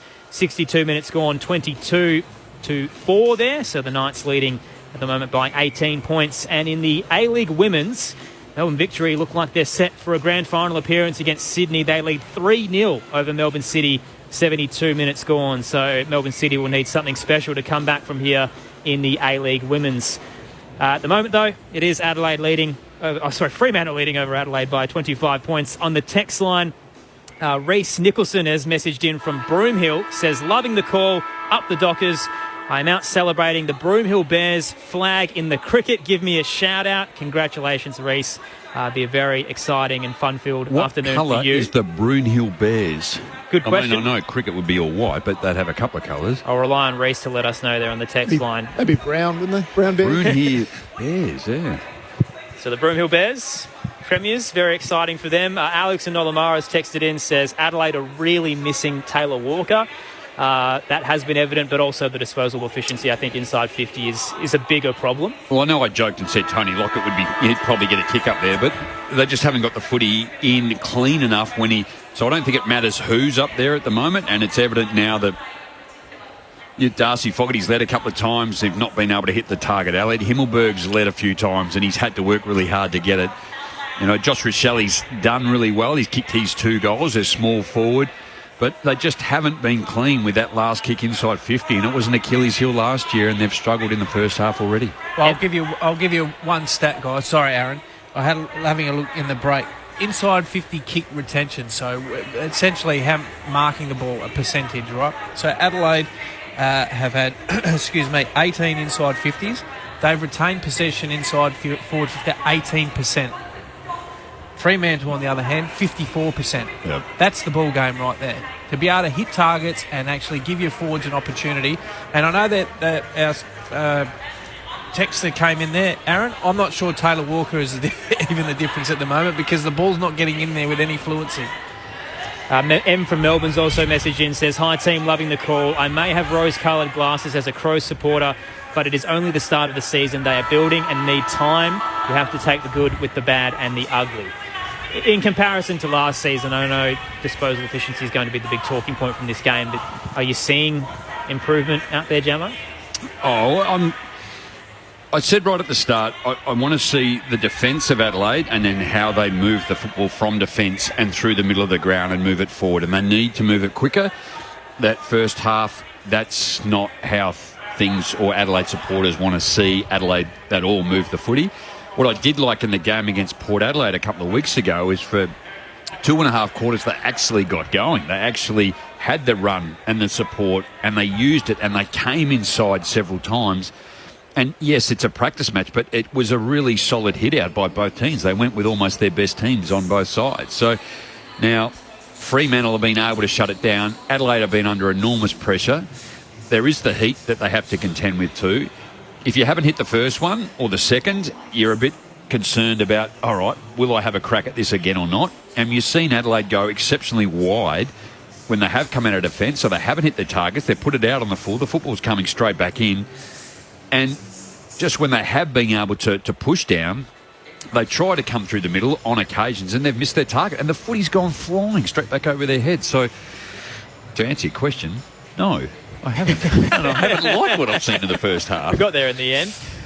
From a Fremantle perspective, they've been quite impressive this afternoon. Still a half a footy to come, leading by 25 points, but Brayshaw, Sarong, Brodie standing up in the middle alongside Mundy in the absence of Nathan Fyfe. No Sean Darcy, no Matt Taberner, and they've still got some good fixtures to come. So St Kilda next week, West Coast the week after that, GWS to finish off their month. But they'll be pretty happy, I think, at the moment, leading at half-time, considering they're missing some of their big names. Some of the other stats as well, the Dockers do lead disposals just by 2, 165 to 163. They lead inside 50s comfortably, 32 to 18. Disposal efficiency going their way, 76 to 69%. Free kicks going the way of the home side, 16 to 8. hit-outs going the way of the Dockers, even though Lloyd Meek is rucking in the absence of Sean Darcy, 23 to 13. Clearances going the Dockers' way, 22 to 18 as well. Contested possession just to Adelaide, 67 to 65. And you can pull stats apart. I appreciate that, and that's what they're there for, to have a look at, to actually work out where you need to improve, or you turn it into your one wood. But I think the area today, too, that Fremantle have done really well, they've tackled 31 to 22. Last year, when I just had a look at their tackling, they were 17th.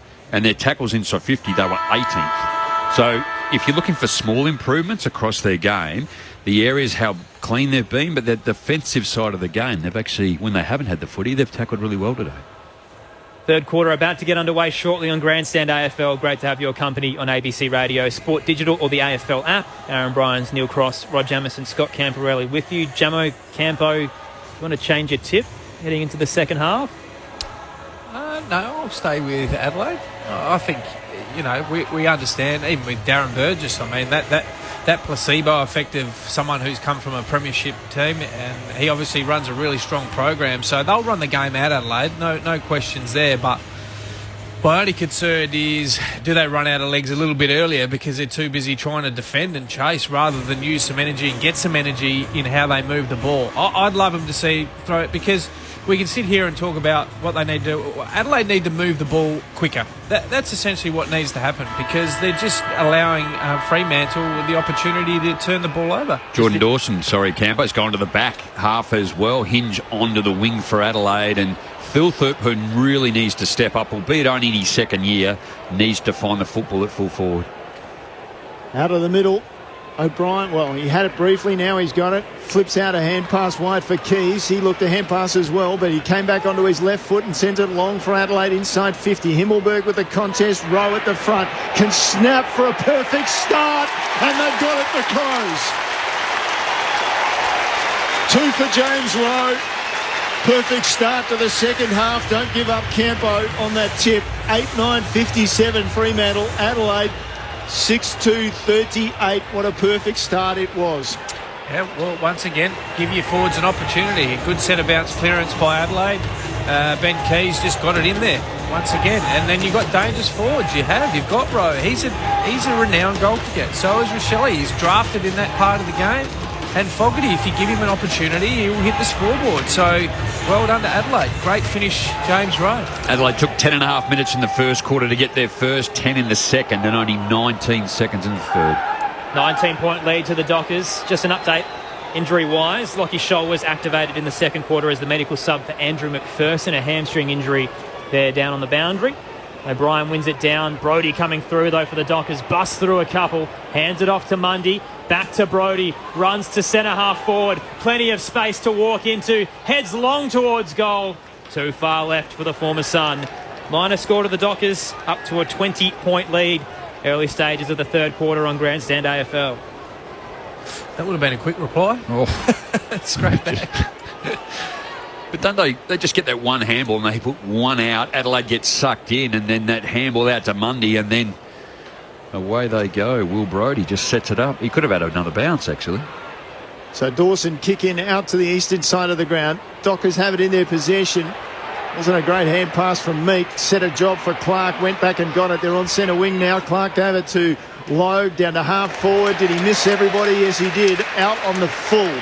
He was looking for Mundy, who said, I got a fingernail on it. Boundary umpire couldn't tell. Josh Money on the boundary. Yeah, it's been really interesting watching Jordan Dawson's role on debut for the Crows. He started on a wing, he's moved inside, gone forward, now down back. Just the 6 disposals. Wanted to ask Jamo and Campo, can you be too versatile? The Crows surging forward. Scholl puts it up to McHenry and chips it over the top to Fogarty. Tightest of angles, 45 out from goal, and stepped off his line. Called to play on. Exits the 50 to Keys, who sends it back in where it came from. Scholl will take it. 48 out, still a tight angle. Hands it off. He's got Dawson on the outside, puts it on his trusty left. Runs in, bangs it long. Jordan Dawson. His first goal as an Adelaide Crow. And boy, was it a special one. The home crowd rises as Adelaide get back-to-back majors to start the third. Down to a 14-point game. Fremantle 8-10-58. The Adelaide Crows 7-2 44. Well, your answer, Josh, is yes, he can be, because what happens in a game of footy is you never get to, particularly if you're getting thrown around to 3 or 4 different parts of the ground, wing, inside, midfield, then half back, you're defending. What actually happens is you lose flow of the game because you're playing a lot of different roles. So I'm glad that they've said let's just go, let's get Brodie Smith. We've already seen him have a couple of possessions off half-back. Let's get Dawson, our 2 best ball users, and run and handball receive off half-back, and let's see if we can settle him down. Significant change already in a few minutes as to how Adelaide are using the football as they did in the first half. Back in the middle, contest is on the ground after the ruck. And umpire comes in, separates the players. Ball's just travelled outside the larger of the 2 centre circles. O'Brien from behind with a tap down this time. Keys might have been held by Brayshaw, who's over the ball now. Hand passes forward, picked up by Scholl off his left foot. He goes long and high. Logan, good position, took the intercept mark. It was a good contest though from Fogarty, but Logue was too strong. Flares out wide quickly, finds Tucker. He takes the mark and plays on. Heads up the eastern side, puts it up to Meek, who uses the body, gets rid of O'Brien but couldn't bring it in. Butts gathers off the crumb for the Crows, hands it to Crouch. Awkward one. Put Murray in a bit of trouble, did well, got it off towards Smith. Now Duday across the back half of the square. Hits up Chase Jones, who marks at left half back. Jones, the former first round pick, heads down the western side. Great kick to McHenry, who played on. Akers came across and smothered it. Ricochets to the Crows, though. Smith gives it back. He's getting held. Wants a free kick. They'll keep going. Jones forward. Sold McHenry into danger. He's run down by Chapman. Ball comes out to the boundary line. And there's a holding free kick for afters going the way of the Adelaide Crows. Chase Jones will receive it. Jones backs up over the boundary line at left half forward for the Crows. In the shade of the grandstand on this broadcast side. Goes into the pocket with his kick. It's a shank. Logue reads it, picks it up straight away. Hand pass forward to Clark for the Dockers, and then forward to Brodie. Forward to Schultz. Running for him was Brayshaw. They've worked it into the open. Akers gave it back to the running Brodie. They've got it down past centre wing now. Tracy with the mark. Just ahead of the interchange gates. Brodie's been good for Freo. 17 disposals. Only had 5 games in the past 2 seasons. Tracy's kick smothered. Bobs up towards right half forward. Schomburg can grab it though. Fends away the tackler and gives it to Keys. He's lost. He doesn't know where to go. Back to Jones, who bangs it on the boot up towards left half forward. O'Brien got rid of Meek. Took the pack mark. Hands it off to the runner McHenry. Stabs it into the 50 and Phil Thorpe gets it. Sliding on his knees. Takes the mark. 48 out from goal. Slight angle to the left. Everything you spoke about, Campo. Just Adelaide moving the football better, still making mistakes, just a couple hanging onto it too long or trying to manufacture a couple of forward handballs. They don't come off. The defence will always put you under enormous pressure, and you put your teammate under enormous pressure too with the chance to get injured.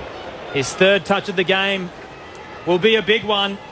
From the paint of 50, smashes it. Absolutely sent it through the goals. Riley Thilthorpe gets a major. Adelaide's 8th of the afternoon, and we're down to single digits. 8-point margin at the Adelaide Oval. Fremantle 8-10-58. The Crows 8-2-50 on Grandstand AFL.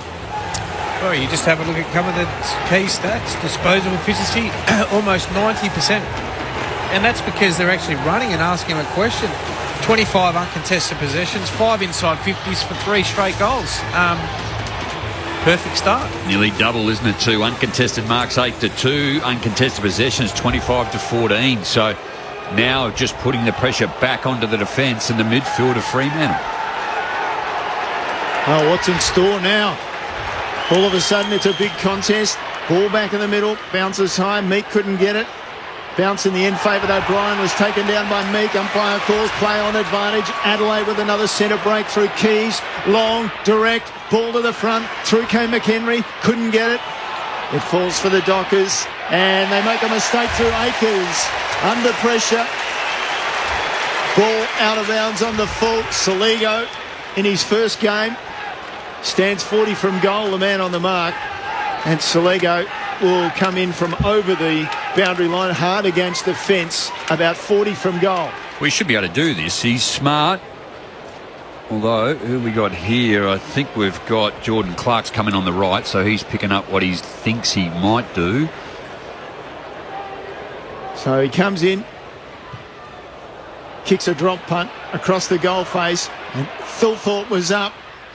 Rochelle was there as the ball bounced off the hands, and he's pinned straight away by Clark for the umpire at the top of the goal square to throw the ball in the air.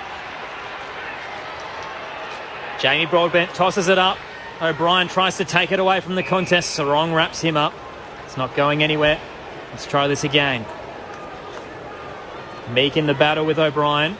O'Brien takes it away, put it on the boot, and smashed it through for a minor score. Along the deck, through the left-hand side. 7 points to the margin. Fremantle have only got the one behind this term to Adelaide's 3 goals won. 8-3-51 plays 8-10-58. 9 minutes gone in the third. Time in possession as well, 6-1 inside 50s, but it's just the ease in which Fremantle can get it out. 2 long kicks, and now they're across their half-back line and wide.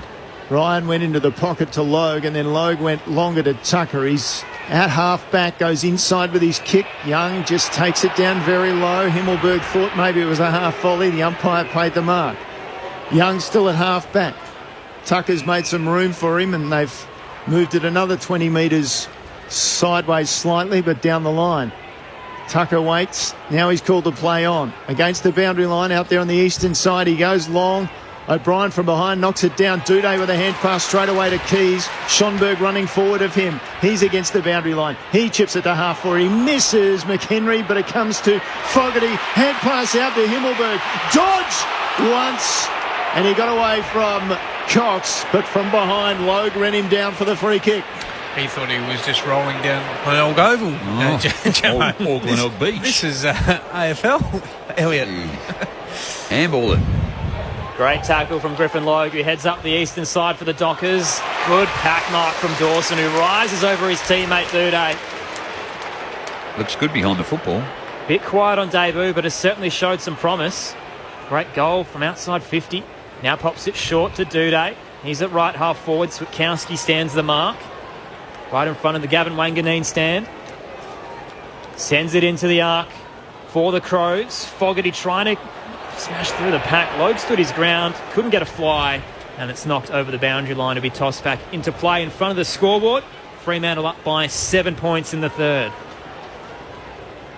So the wind might have picked up to the northern end, which is the end Adelaide are kicking to in this quarter, just with the flags up there, just starting to pick up.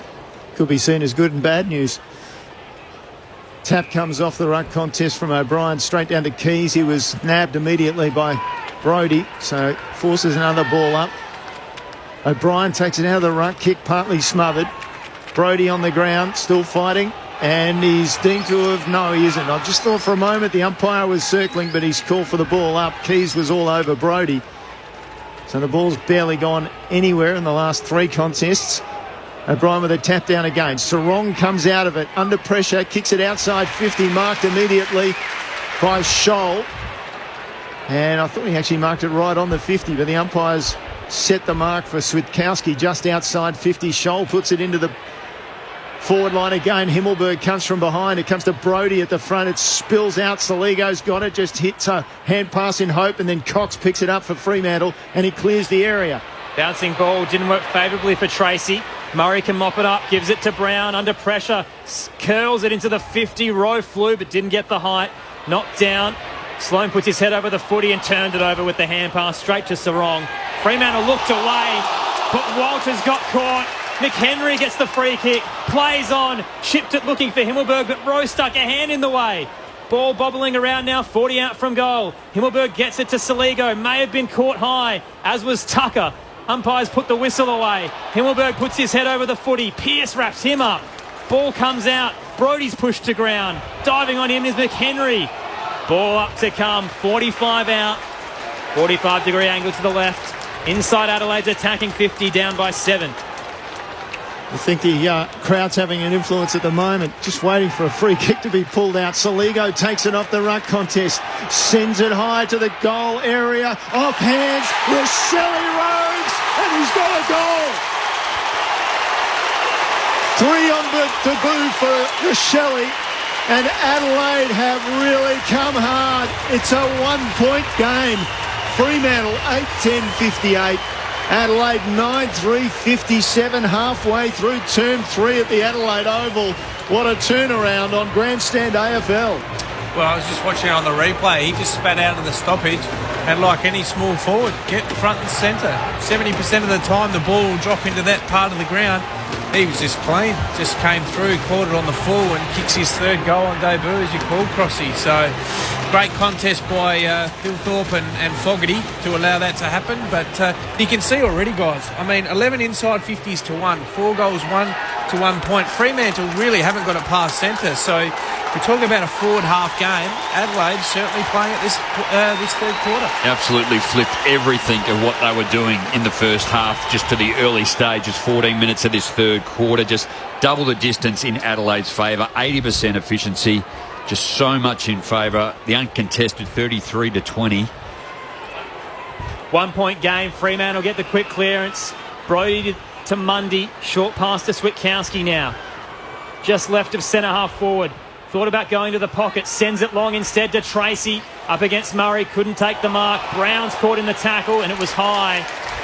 Free kick to go to the Adelaide Crows. Brown's a bit ginger from it. Was up against Schultz. May have caught a knee in the process, but he's up and about. 1 point game. 4 unanswered goals to the Crows in this third term. Brown skies it out of 50. Packer waits. Pearce nearly brought it in with one hand. Miller can mop it up though. 1-2 with Smith. Pushes away Switkowski like he's nothing. Kicks up the eastern side. Got a hand on the way through. Schomburg brought it down to Smith. Over the top looking for a Shelley. Logue back with the flight. Cut it off. Sarong and Rochelle battling for it. Keys gathers. He's wrapped up in the tackle from Clark, who was caught high in the process. Free kick to Adelaide. Centre half forward. The crowd is on their feet at the Adelaide Oval. Keys puts it to the top of the goal square. O'Brien clunks it. 10 out. Slight angle to the left. The Ruckman can put Adelaide in front after being down by 25 points at the major break. Well, Freo have almost been knocked out here, haven't they? They're just sort of struggling to get back up off the canvas. And Adelaide are just coming in numbers and in waves. And Rochelle, it didn't come in clean, but to defend like he did and keep it in the area, Keys came through, gets a free. In comes O'Brien. Kicks from 20, starting right and not coming back. Wrong side of the goalpost, and it's a minus score. We are level at the Adelaide Oval. 16 minutes gone in the third. Adelaide 9-4-58. Fremantle 8-10-58 on Grandstand AFL. Well, there's still a long way to go, but this is a big test for Freo too, just to defend, and now the margin as a poor kick out of defence, Crossy. They've capitalised though as it came off the hands as Clark's kick went forward. Now they got it on centre wing. Coming through and getting dragged down was McHenry. That'll be holding the ball. Mundy, the veteran for Fremantle, has forced a free kick. So just in what is becoming long shade on the ground. Those spectators over on the eastern side looking into the sun. And across the ground to where the ball is now. Short to Ryan, and then Ryan played on forward hand past to Walters. Excellent kick to the top of the 50. Lob with the mark. He's on a 45-degree angle. We know he's got the distance in him. The man on the mark stands 49 from goal. I don't know if he's got the distance, has he? Rory Lobb. I mean, he doesn't have a huge run-up, so he has to be sweet off the boot. Momentum won't carry it. Big levers. Let's see how he goes. Out he goes to the right. Slaps it long. He's got the distance, but he's narrow with the kick. A minus score. Dockers have the lead back by just that 1 point. 17 and a half minutes into this third term, which Adelaide thus far has dominated. Just haven't allowed Fremantle the space. Adelaide are getting to the contest and evening up the numbers. Rod Jamieson, Scott Camporelli are experts. Neat kick out of the 50, hits O'Brien. Adelaide are away. Schomburg over the top to Keys. And now McHenry. Rowe can burst through the middle. Gives it off to Crouch. Into the right forward pocket. He's looking for Miller. Juggling it and takes it. What a story this will be. Wayne Miller on return to the side can put Adelaide in front for the first time this afternoon. Man on the mark is 20 out. Piercing low kick from Jordan Dawson from full-back that started it, didn't it? Like it was a kick inside, runners around in support. Wayne Miller comes in and misses to the left. Too good to be true. Scores level once again. 9-5-59 Adelaide. Fremantle 8-11-59. Approaching time on in the third on Grandstand AFL.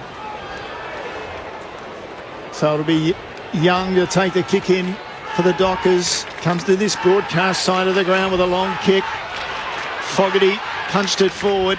Went to Mundy. Hand pass wide for Meek. Hand pass over the top to the running Switkowski. One bounce as he heads toward the forward line. Hand pass over the top. He's given it to Tracy. Hand pass inside 50 looking for Frederick. He can't be pulled down. He gets around one. He goes for the goal. Brilliant smother. Brodie Smith came from nowhere to shut it down. Adelaide get it back, and it'll be a free kick, I think. No, it won't. It'll be a free kick the other way. I thought it would go to the Dockers, but it'll be a free kick to Sloane. How good was that? That is match-winning stuff, albeit so much time to go, but that was an absolute goal for Fremantle. Outstanding effort. Sloane exits the 50 for the Crows. Cox got a rise but couldn't clunk it. Spills to Rochelle. Hands it off. Keys piercing down the western side. Juggled and not paid. Tackled over the line was Miller by Chapman. Boundary throw in to come in front of the benches. Looks like they push Wayne Miller forward. Yeah. So that ball to be thrown in near the interchange gates. Tucker and Ryan waiting to come onto the ground for the Dockers as the ball goes back into play. Mundy had his hands on it briefly. It went to the Crows. Keys gave it to Crouch, high to half forward. Himmelberg came late. Umpire said that was all okay. Thought he got his player in Young high. And now McHenry's been backslammed without the ball by Chapman. Free kick. McHenry goes quickly. Inside 50. Logue comes over the top of Miller and knocks it over the boundary line. Left forward pocket for the Crows. They're alive. The crowd's alive. And we've got a match on our hands after the Crows were 25 points down, looked down and out at half-time. And now it's all square, 59 apiece. Inside 50s, 14-4 in favour of Adelaide this quarter. Toss back in. Himmelberg caught behind Meek. The Docker tapped it down to his skipper Mundy. Gives it to Chapman. Quick clearance. Up towards the western side. Butts got the rise but couldn't take it. Lobb runs away. Puts it forward into space at right half forward. Schultz in a one-on-one. Disposes of Jones. Spins and kicks into an open 50. It's dribbling and curling towards goal. But in the end, it's through for a minor score on the left-hand side. Fremantle again take the lead by a solitary point. They haven't kicked a major in this third term. Adelaide have 4. Great contest on our hands. Round 1 action at the Adelaide Oval. Crows have found some efficiency. Butts has got the ball. He was slow to get up from that contest out here on centre wing, but now he looks okay. Called the play on, sends the ball long. Looking for O'Brien. Meek came with him. Came to the front, and McHenry was trying to duck the tackle, but he was taken down in the end by Young, and we'll get a ball up. It's on centre wing. Meek with a tap down, straight to Brayshaw, tried to push off. Umpire said you're gone. Crouch with a tackle in his comeback game after a couple of years of injury problems, and he'll take it for the Crows and send them forward. Into the arc he goes. Himmelberg gets a run at it. Cox spoils it down from behind. Bounces over Mundy, but Sarong is there. He's wrapped up by Himmelberg. Umpire waits and calls ball up. Centre half forward for the Crows. Aaron Bryans, Neil Cross, Rod Jamieson, Scott Camperelli, Josh Money with you. Meek taps it down, but straight to the Crows skipper Sloane, who's swung around by Akers. Lost the footy. Brayshaw can gather. Gives it to Chapman. Brodie paddled it back to Ryan. There's a whistle. It's going to Rochelle, is it? For a hold. Josh Rochelle will receive the free kick. 40 out from goal. A chance to kick his 4th on debut. Slide angle to the left. Just trying to see what it was for, actually. Throw. Was it? Paid a throw because he sort of tapped it with both hands. Bit of volleyball style. Yeah, it was. Eh? A set. You could almost get away with volleyball in this heat. What a debut. Josh Rochelle picks 6 in the 2021 draft. Kicks from 45. Showtime, Josh Rochelle. You cannot teach that. The hero Adelaide have been waiting for. Josh Rochelle has 4. And they lead at the Adelaide Oval by 5 points after trailing by 25 at the major break. 10-5-65, plays 8-2-60, 8-12-60 rather. 24 minutes gone in the third. We spoke about the ability to be able to run out a game in this heat. So there was no doubt I felt that Adelaide were able to do that. They were playing as poorly as they were, Campo, in that first half. Fremantle, we know, are a good side, but they've been exposed in this quarter. They just haven't had the space. They've been under enormous pressure. Adelaide have shut down their space around the clearance. They've restricted their inside 50 and put pressure on them. And Adelaide have moved the football way quicker. Adelaide's first lead of the game, off the ball free kick. It's been spotted in the centre and it'll go to Brayshaw for the Dockers. Quick hand pass to Brodie. Down to half forward, the chip pass finds Mundy. There's some familiar names involved there. Mundy and Brayshaw prominent this afternoon. Kick inside 50. Dawson knocks it down off the outside of Tucker's boot at goal. And he's narrow with his kick. Minor score. So it's a 4-point margin in favour of the Crows. If you've just come back to us, you'll wonder what happened if you've missed the last quarter or this quarter. The Crows have come from nowhere. Josh Rochelle happened, Crossy. Dawson has it in the right back pocket, pops it short to Murray. Across the goal face they go. Well, 4 goals. Josh Rochelle, 2 in this quarter. Jordan Butts now. Marks ahead of Lobb. Still inside defensive 50 on the western side. Wheels around. Up to the western side he goes, centre wing. Himmelberg against 3. Spoiled it down to Sloan. He couldn't gather cleanly. Ryan's tap favoured Hinge for the Crows. Hand pass wasn't great. Now Banfield tries to run through Murray and is caught. The pressure is excellent at the moment. Adelaide play on quickly. Rose stabs it and hits Saligo. Inboard goes Saligo short. He wasn't aiming for Rowe. He wanted Himmelberg. Now Rose called the play on, having taken the mark, and blindsided was Crouch. He gave him a hand pass, and Logue, who I think it just came on through the interchange gates. And now looking over his shoulder as the ball went over the boundary line, Crouch thought, where did he come from? Let's go down to Josh Money. Rochelle, clearly a significant recruitment from the Crows, but Darren Burgess, the fitness guru from Melbourne, seems just as significant as well on the boundary. He's so involved with the players on the iPad all the time. He's a very, very busy man at the moment, and the Crows are fitter and faster in this quarter. From the throw-in, Fremantle win the clearance. Henry puts it in front of Frederick. He's got Murray on his tail, and the pressure is enough to force the turnover. Scholl gives it to Murray. Breaks away from Banfield. Back to Scholl. Kick was smothered by Frederick. He's kept going, the Docker. Into the 50. He handed it to Schultz, who lost the ball. Tried to give it back to Banfield and dropped it. Scholl sold Murray into trouble. Banfield wraps him up. Ball up to come left half forward for Fremantle. Down by 4 after leading by 25 at the major break, approaching three-quarter time. Oh, Nick Murray, outstanding with the way he just handled that situation too. But Michael Frederick, just his speed, it's blistering. And his second effort. Lockie Scholl's gassed after that effort too. Out of the ruck, O'Brien took it, and then the look-away left-handed hand pass beyond his skill set. You'd think he hit it over the boundary line when he was looking for Dawson out there. Or Schonberg, in fact. Liam Henry or Michael Frederick, who would be the quicker? It'd be a fair race. Have to check the time trial, Jamo. Toss back in. How many heats? I'll take Frederick. I'm going with Frederick, yep. O'Brien won it down. Switkowski tries to gather under pressure from Keys and can't cleanly. Duday in a tussle with Brayshaw. Schonberg comes to assist for the Crows, but it works for the Dockers. Meek gathered, tried to fend off and was high in the process. Adelaide will take the advantage. Schonberg runs through centre wing on the eastern side. Hands it to Keys. Trying to get away from Young. Just throws it on the boot errantly forward. Pearce got a hand to it, which was enough to ensure it wasn't out on the full. Boundary thrown to come right half forward for Adelaide. Keys looks spooked now about kicking, doesn't he?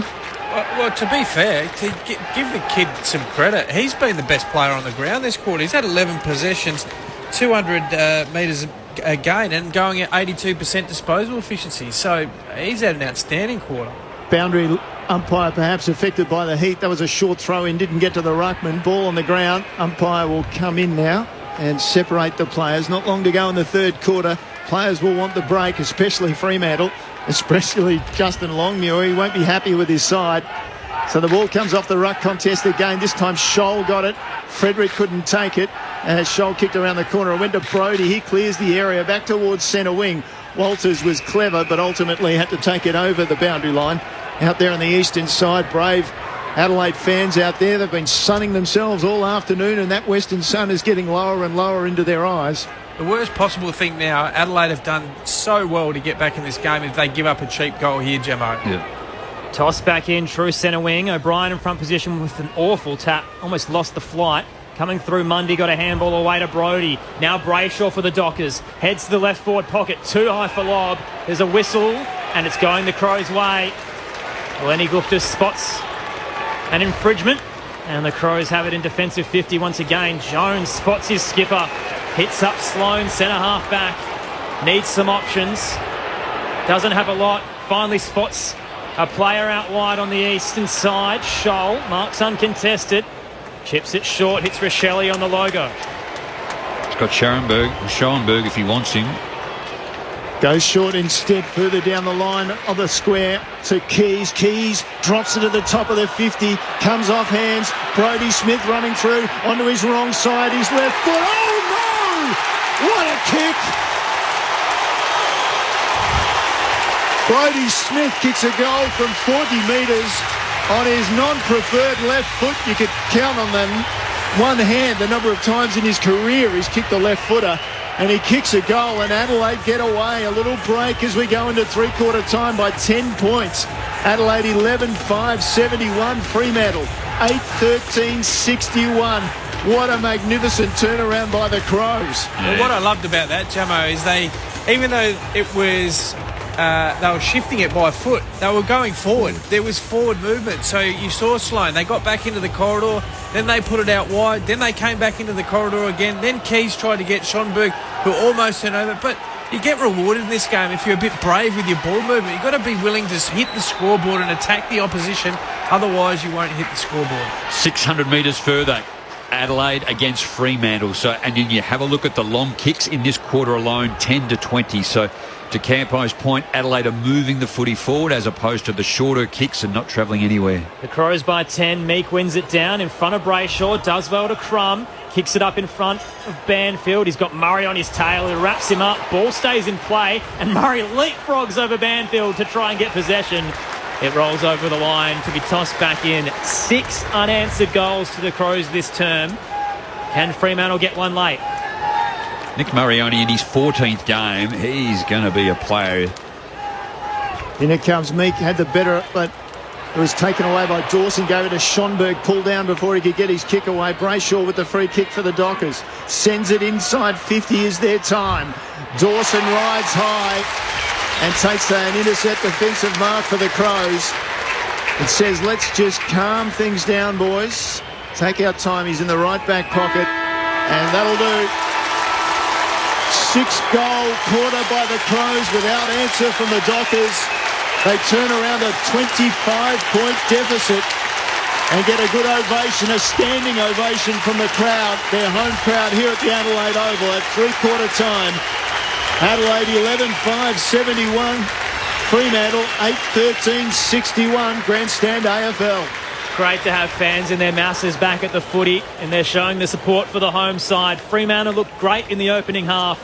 There's still plenty to play out here on Grandstand AFL. The goal scorers at three-quarter time for the Crows. 4 to Josh Rochelle on debut. 2 to Rowan Fogarty, singles to Smith, Philthorpe and Dawson. Meanwhile for the Dockers, 2 to Schultz, singles to Clark, Tucker, Frederick, Tracy, Lobb and Banfield. 6 unanswered goals to the Adelaide Crows in the third term. They're dominating after a dismal opening half. It's been great to have your company on ABC Radio and Sport Digital. The text line, if you'd like to get in touch, 0437 774 774. Coming up shortly, we're headed to the West Coast up against Gold Coast. But coming up next, the final quarter, live from the Adelaide Oval on Grandstand AFL. Yeah, life gets pretty busy. There's a million things to do and never enough time to do them. But all week, I can feel that excitement building. And before you know it, the ABC has the footy on the radio again. Petrarca, he turns, he snaps, he goes! Chucks it on the boot, floats goalward, it floats through! Here they go, what a finish! Light up your week with the best call in the game. Grandstand AFL. AFL. On ABC Radio and on ABC Sport Digital. The 2022 AFL Premiership season. Grandstand AFL. On ABC Radio and ABC Sport Digital. Out of the middle, O'Brien, well, he had it briefly, now he's got it. Flips out a hand pass wide for Keys. He looked a hand pass as well, but he came back onto his left foot and sent it long for Adelaide inside 50. Himmelberg with the contest, Rowe at the front. Can snap for a perfect start, and they've got it for Crows. Keys, he sends it back in where it came from. Scholl will take it, 48 out, still a tight angle, hands it off. He's got Dawson on the outside, puts it on his trusty left, runs in, bangs it long, Jordan Dawson. His first goal as an Adelaide Crow, hands it off to the runner McHenry, stabs it into the 50 and Phil Thorpe gets it, sliding on his knees, takes the mark, 48 out from goal, slide angle to the left. His third touch of the game will be a big one. From the paint of 50, smashes it. Absolutely sent it through the goals. Riley Philthrop gets a major. Adelaide's 8th of the afternoon, and we're down to single digits. 8-point margin at the Adelaide Oval. Saligo takes it off the ruck contest, sends it high to the goal area, off hands with Shelley Rhodes, and he's got a goal. 3 on the debut for Shelley, and Adelaide have really come hard. It's a 1-point game. Joshua Shelley will receive the free kick, 40 out from goal. A chance to kick his 4th on debut. Slide angle to the left. What a debut. Joshua Shelley picks 6 in the 2021 draft. Kicks from 45. Showtime, Joshua Shelley. You cannot teach that. The hero Adelaide have been waiting for. Joshua Shelley has 4. This is the 2022 AFL Premiership season. On ABC Radio and ABC Sport Digital. What a cracking afternoon of footy we've had to conclude round 1 on Grandstand AFL. Earlier today, Hawthorn defeating North Melbourne by 20 points. And at the moment, at the Adelaide Oval, after trailing by 25 at the major break, it is the Adelaide Crows leading the Fremantle Dockers by 10 points heading into the final quarter. Coming up next, we're headed over to Perth Stadium for the final game of round 1. West Coast hosting Gold Coast. Your commentary team there will consist of Ben Cameron, Shane Woden, Sharad Wellingham and Clint Wilden, who can join us now for a preview. Clint. Aaron, about 26 degrees, overcast conditions and a capacity at 50% here at Perth Stadium because of COVID rules. So only 50% crowd capacity allowed in, which is quite appropriate as an Eagles home game at the moment because it's almost a bit like their list is about 50% unavailable. There's no less than 16 Eagles that can't take part in round 1. And in fact, they were just one player away from almost being like an AFL Masters team when they had to do a ring around and see who had Sunday afternoon off and a spare set of boots available to them. Just one more player went out. They would have had to go to their COVID top-up list, the West Coast Eagles. They've got serious problems in terms of the team they can put out on the park, but they will start at home and still would have some confidence that they can do a job against the Gold Coast side where many people, including myself, are expecting those high draft picks to start to show something in season 2022. Will that happen today? We'll have to wait and see, but certainly this could be an intriguing battle. The West Coast, where is their season headed? And so too for the Gold Coast Suns in the West. Aaron? The Eagles don't lose at home often, but Gold Coast might be able to pull it off this afternoon. Rod Jamieson, Scott Camporelli, your experts here at the Adelaide Oval. The final quarter about to get underway. Gents, how do you see this playing out? It's just completely shifted after half-time. Yeah, well, you'd like to think that Adelaide might be able to, if you're an Adelaide supporter, keep going what they're doing. I mean, and if you're a Fremantle supporter, you want to get back to what they did in the first half. But, two distinguishing halves of footy so far, obviously the third quarter, but you know, we spoke about marks inside 50. Adelaide had 5-1, and time in forward half, 61% Adelaide, 39 to Freo, so dominated the quarter. Adelaide 40-plus disposals as well, so a lot of it. 10-point game, the Crows are up, and Mundy might be able to get the first clearance. Slipped as he gathered the ball. Socked forward by the Crows and cut off by Pearce. Keys now wrapped up in a tackle. Highly contested, but coming away with it is Clark for the Dockers. Off the back edge of the square, he bangs it into the 50. Tracy got a hand to it, knocked it to the advantage of Lobb, who was caught behind Butts in the end. Didn't have enough pace or acceleration there.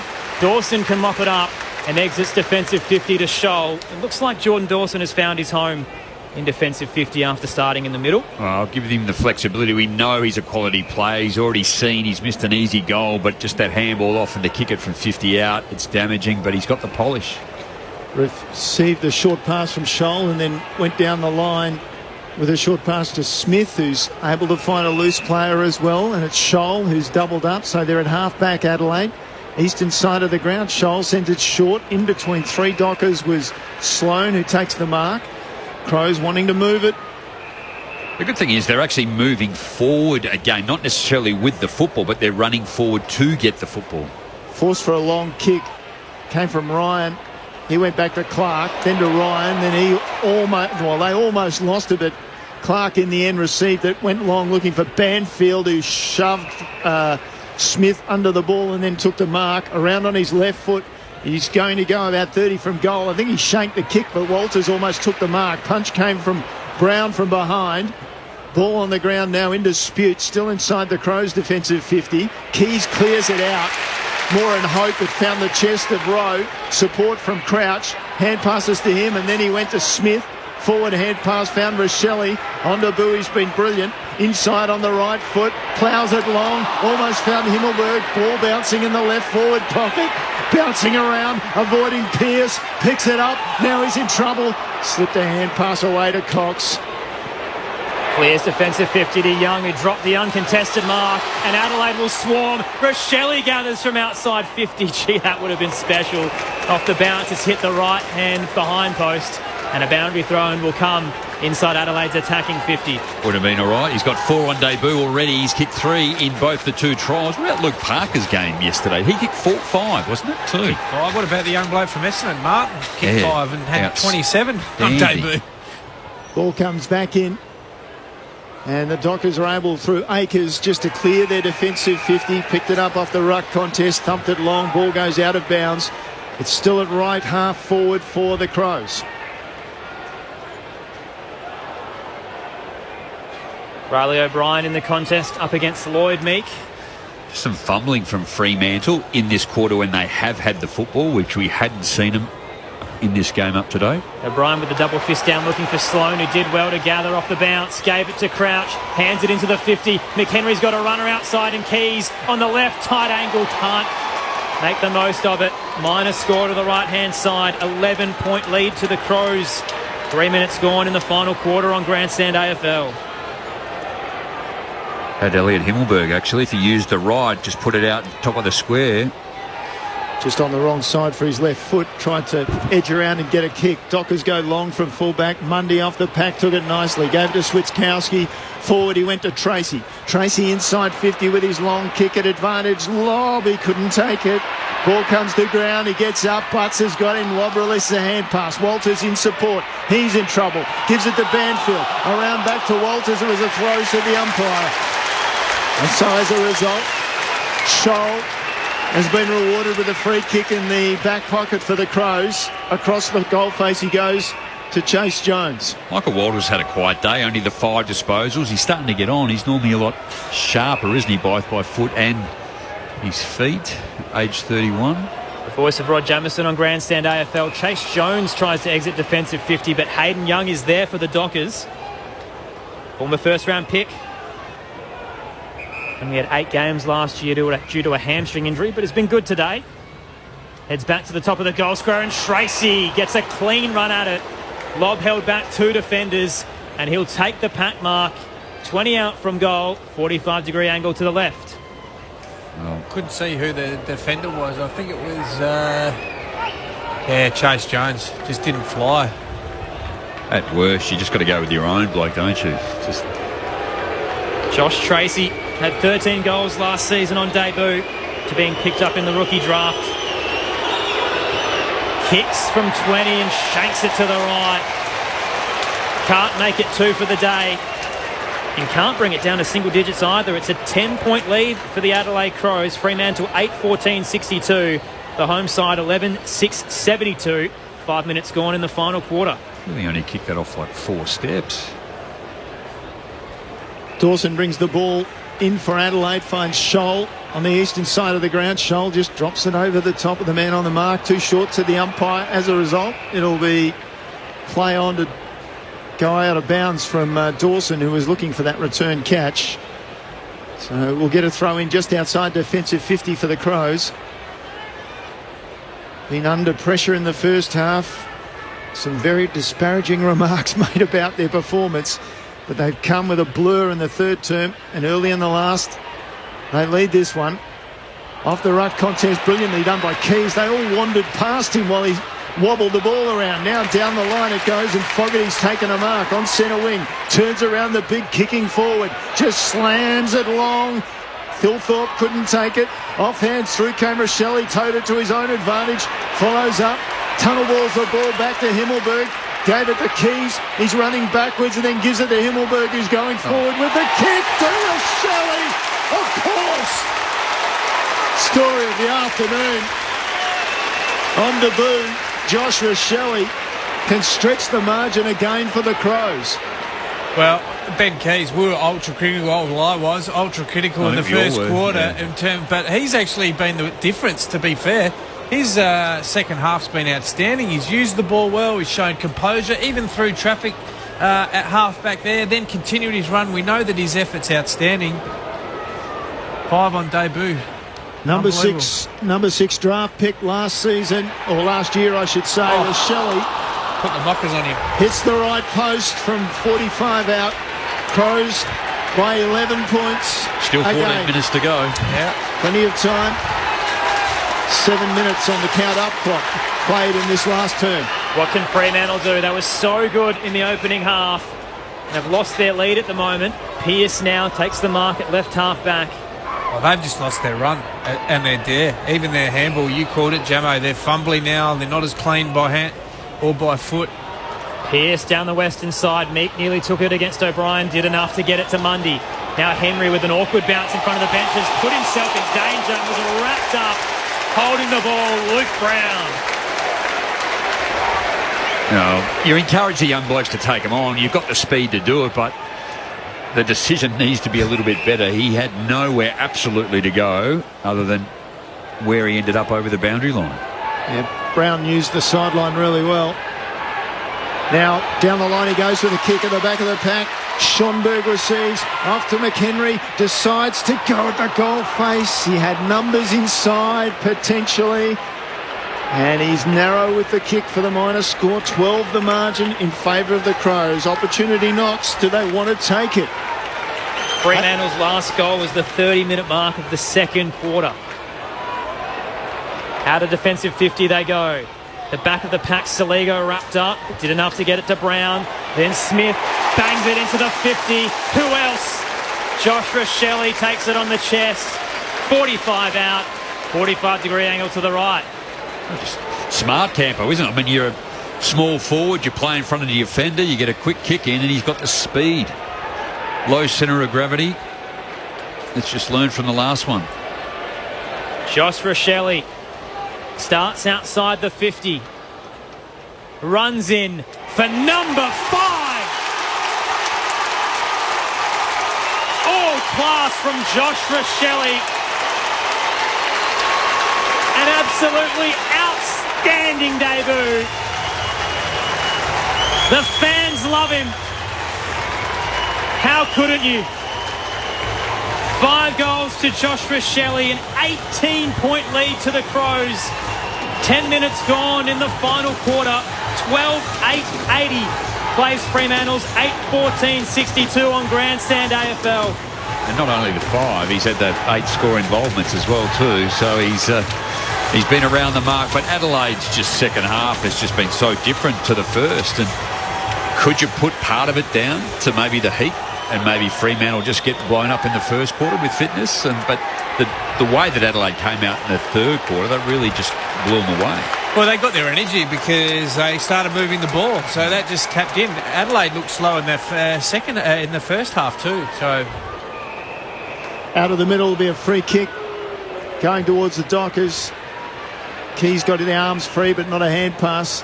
Brodie to take the free kick, sends it long for the Dockers. From behind, Butts just knocks it forward. Sarong was there. Boy, he's gone out of the game. Picked up by Crouch for Adelaide. Hand pass quickly to Jones. Got it outside the defensive area. Miller, he picked it up in a contest. Gave it away to Keys, who's still running. Down the line he goes. Himmelberg with the mark, eastern side of the ground.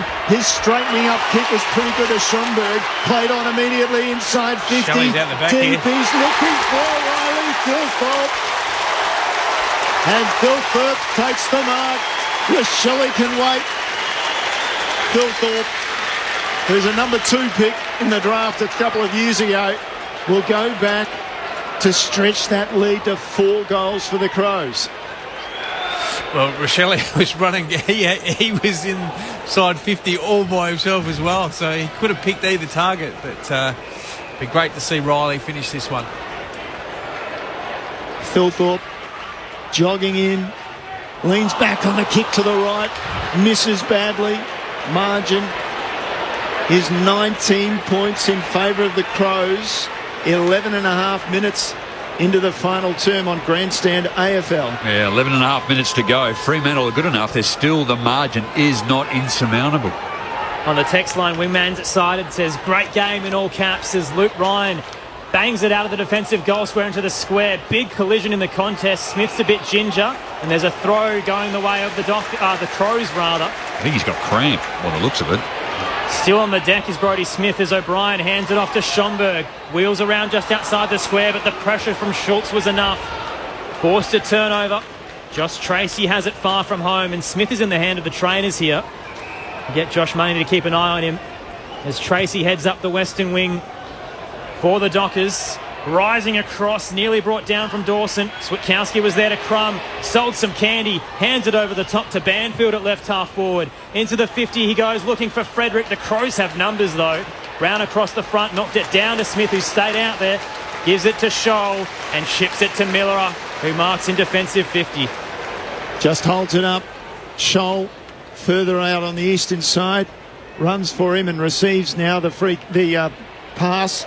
Takes the mark, holds it up, still inside defensive 50, the Crows.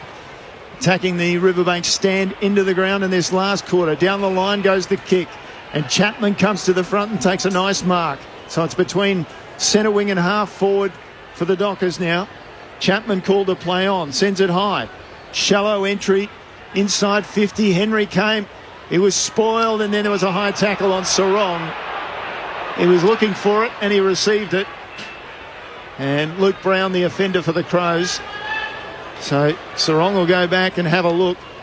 Probably a little bit more severe than a 45-degree angle as he goes back and considers kicking a goal for the Dockers, which would be the first since the 30-minute mark of their second term. He's prolific in the first half, been a bit quieter in the second half. Caleb Sarong comes in and he's looking and hoping, and it hits the post in the end. 13 minutes down in the final quarter. Just saw a shot of Justin Longmuir, the coach of the Dockers, head down at that miss. So it's an 18-point game in favour of the Crows. The Dockers remain without a goal in this second half. Just the 6 behind as Hayden Young crushes the pack. Nice contested mark as Adelaide look to exit defensive 50. He's on the western side. Chapman's the runner on the outside. Hands it to him. Back into the arc they go, Fremantle. Top of the goal square, Tracy in a one-on-one. Got rid of his man. Brought to ground. Switkowski's front and square and snaps it through for a goal. It was tight on the right-hand upright. But they've finally got one, Fremantle. Game on at the Adelaide Oval. 12 points the margin. Adelaide 12-9-81. Fremantle 9-15-69. Down to Josh Money on the boundary.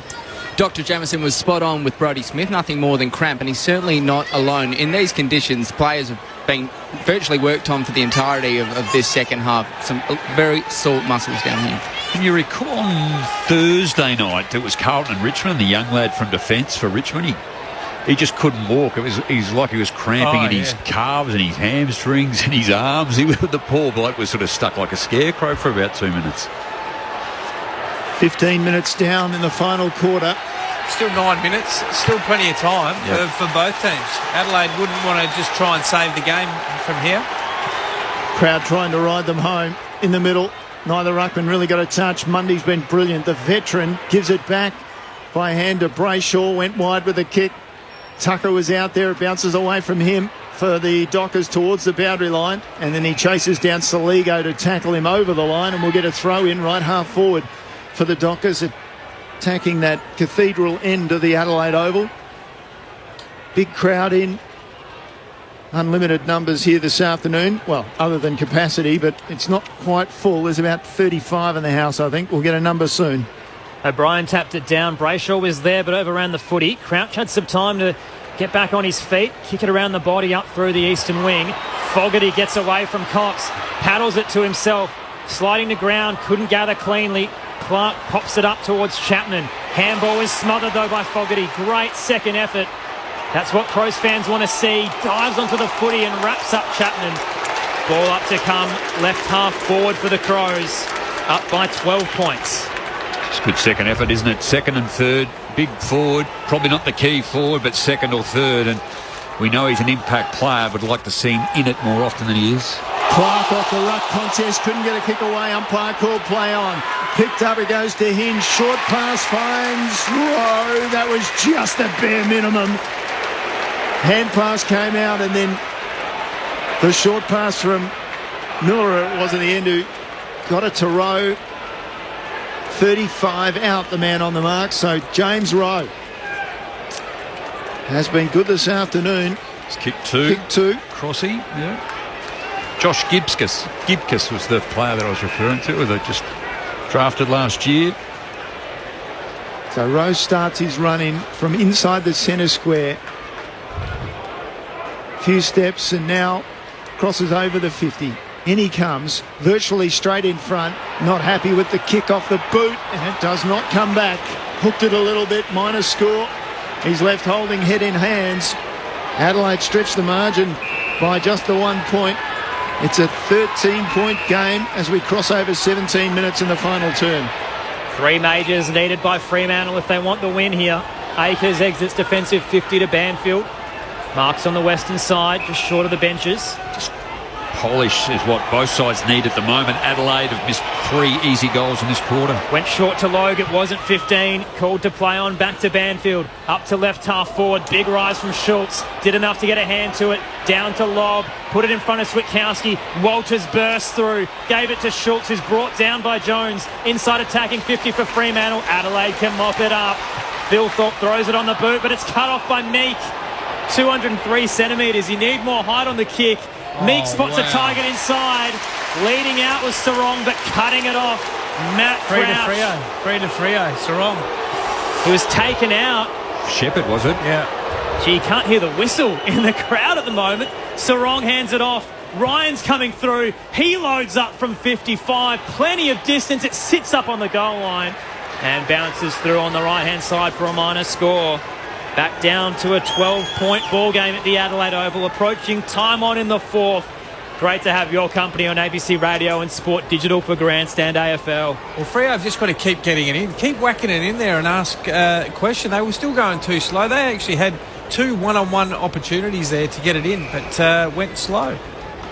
Jordan Dawson, the key recruit for the Crows, goes short into that scoreboard pocket. Murray with the mark. He backs up over the boundary line, takes his time, goes down the eastern side of the ground. Keys, he's been in everything in the second half in that ruck contest. Comes to Chapman for the Dockers, though. His hand pass forward. Miller picks it up, slips a hand pass to Duday. Out wide for Keys, who gave it to Crouch. He chips the ball down the line. Ryan came across spectacularly, but ultimately couldn't take the mark, and the ball goes over the boundary line, slightly ahead of centre wing for the Crows, with the ball to be thrown in.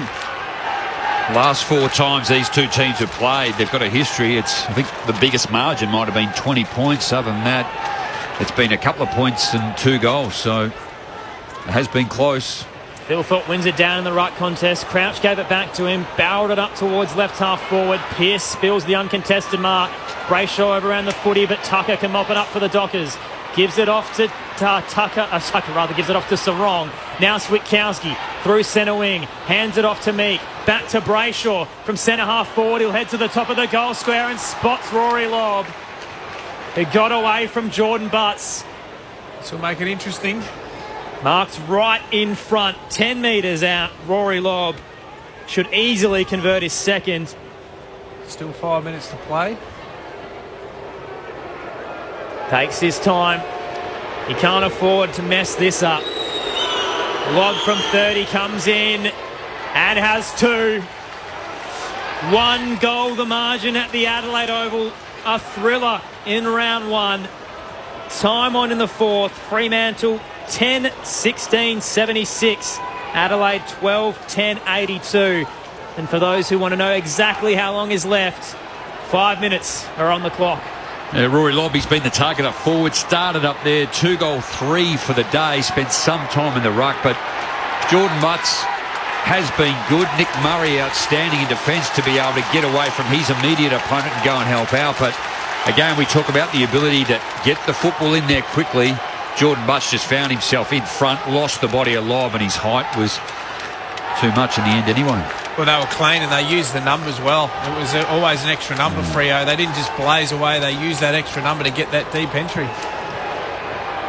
Job in front of both sides now. It's close for Fremantle, and Adelaide leads it out of the middle. Sloan just kicks it off the ground. He received the hand pass then from Scholl. And the ball just bobbling around on centre wing. Through came Schonberg, just toe poked it. And it's gone over the boundary line, and the umpire says that's going to be a throw-in. No, he was taking his time, and I thought he was going to say, well, no, that little toe poke was a deliberate over the boundary line. We've got a blood rule behind play, I think, and they're waiting for that. Josh Money, what's going on there? Yeah, Sam Switkowski, I do believe that is a blood rule, as you said, so he's coming off for the Dockers. He's late in the game to have his speed off the ground. Unlucky for Freo. Time back on. Through centre wing, western side. Tossed back in. Phil Thorpe in front position. Paddled it down through the legs of Sarong. Brayshaw can mop it up for Freo. Errant handball forward. Schultz races onto it. Sliding towards the boundary line. Flicked a handball back into play. It's still escorted over for a boundary throw in front of the Crows bench. Head clash. Just showing the replay there. Skalski just going head clash, I think it was. Lockie Scholl. Yep. Toss back in. Phil Thorpe again in front position, and again Sarong misses the footy off the bounce. Scholl's wrapped up by Brayshaw. Ball up to come. Close to left half forward for the Dockers, down by 6. Brayshaw's been outstanding today. Switkowski's got the head cut like he was in a boxing contest. Meek with the tap out for the Dockers towards the boundary line. Akers pushed off the tackler, Phil Thorpe, and then he got into a bit of trouble. Adelaide with ball in hand, but only briefly. Brayshaw trying hard to get a hand pass out. Akers picked it up, gave it to Sarong. Inside 50, long and high. Butts comes across and saves Adelaide. Away for the minor score. He's rushed it through, so 5 points the margin. And we're on the count. 23 gone in this last term. Adelaide came from 25 down to lead by 10 points at three-quarter time. Just over 4 minutes. Well, this is when you want your good players that have got really good composure here. We've got 4 minutes to go. Don't need to really do too much, Adelaide, other than try and keep the ball off Freo, really. Speaking of composure, Phil Thorpe against Meek takes the mark for the Crows, but then not that. Commentators curse, he's turned it over. Lobb gives it off to Schultz at centre half forward. From 55 he goes long. Lockie Schultz! The hero for Fremantle has put them back in front with his third. Well, the option was right. It was just the execution. I mean, and that's been, I guess, Adelaide's issue for most of the day, Jammer, when they've got scored off turnover, is just the execution by foot. And late in the game, we already saw him. He's been cramping. He took the mark up inside forward 50, came off the ground, and then he's got to try and hit a kick. and doesn't quite get it done. 1 point game at the Adelaide Oval, 11-17-83, plays 12-10-82. The Dockers back in front on the road. How good is footy, Rod Jamieson? Yeah, big turnaround, wasn't it, too? 6-3 to Adelaide in that third quarter to only 4 behind Fremantle. Adelaide went in with a 10-point buffer at three-quarter time. In this third quarter, it was all Adelaide early. Fremantle have been able to turn it around. 13 inside 50s to 9. 3-goal 4 to 1-goal 5. 3 easy misses to Adelaide. Freo start with the footy. They start with the footy because they wanted to get Riley O'Brien on Adelaide, and he came on and there was 6-6-6 ruling. They'd already received the warning. Meek took the free kick, went long inside forward 50. Adelaide get possession. It slips out towards Keys. Over his shoulder he goes, and going back with the flight was Dawson. Brave mark.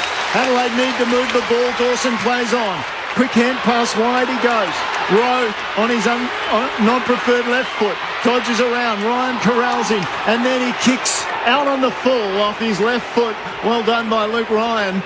He knew he had him. He corralled him and he forced the error. The Dockers have possession at right half back. Just looking at Josh Rochelle, I think it's a cramp. Yeah. No more than that, or possibly a driver. He's looked like he's coming over to the bench. 1 point game, Fremantle lead. Clark sends it down the line. Tracy nearly clunked it in front. Got it off the bounce. Hands it to Sarong. Switkowski all bandaged up. Gets it across to Meek. Sold Mundy into trouble though. Wrapped up by Schomburg on the eastern side. Ball up to come. I think he's cramping. Is he cramping? I think he's got the full body cramp. Money like Mark Taylor. 2 minutes 45 to go. Crows go forward again and out on the full again. It was Sloan with a slippery hand pass to Schomburg, and he couldn't get it straight except towards the boundary line. Ryan will take the free kick for Fremantle. Quickly down to Josh Money. Yeah, looks like cramp. Josh Rochelle is trying, the trainers are trying hard not to laugh too hard, but he is cramping really, really badly. So he'll be a push to get on for the remainder of the game. Quickly, Sam Switkowski back on, bandaged up for the Dockers. Ryan went short to Young. Now he has forced to go down the line. The ball slipped over the pack, and taking the chest mark was Walters. Slightly ahead of centre wing, out there on the eastern side of the ground. Adelaide need to turn the ball over. Walters has gone slightly back now to the mark for Young. Well, they just got to keep the game skinny, Freo. Just keep going down the line. They don't have to bite too much off. Young does just that to Walters. He was under pressure and couldn't claim the mark. Bursting through his sarong, but he's wrapped up in the process. Walters keeps making a contest of it, but can't control the footy on the boundary line. He'll be tossed back into play. Schomburg's now cramping. It's a rough game of footy, but who wants it more?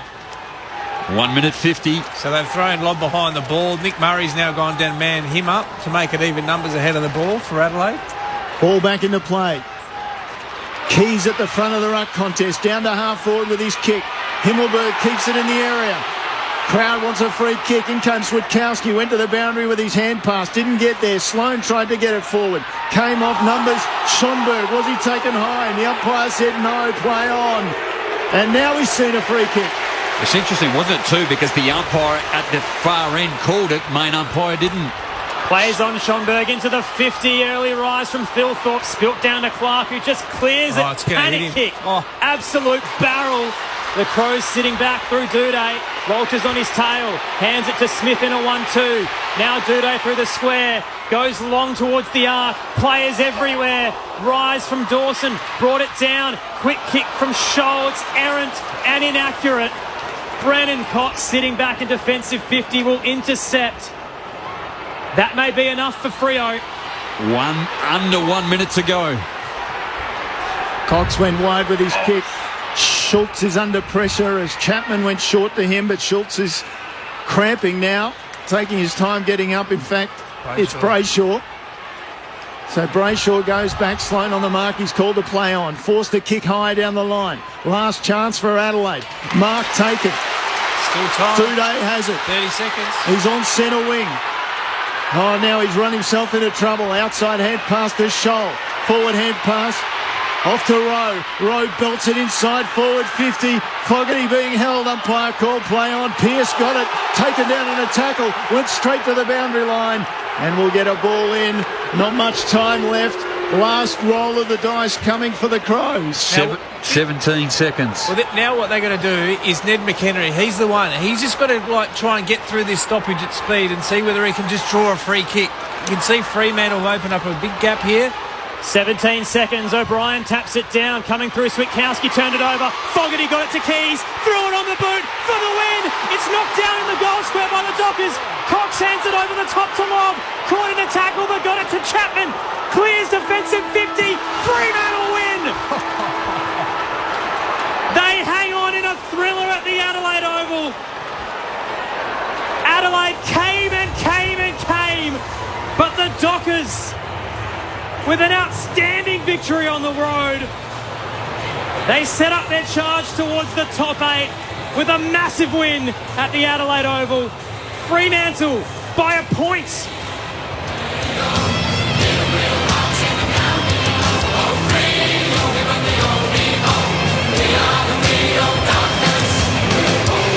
A tale of two halves at the Adelaide Oval. Fremantle dominated the first, up by 25 at the major break before Adelaide kicked 6 unanswered goals.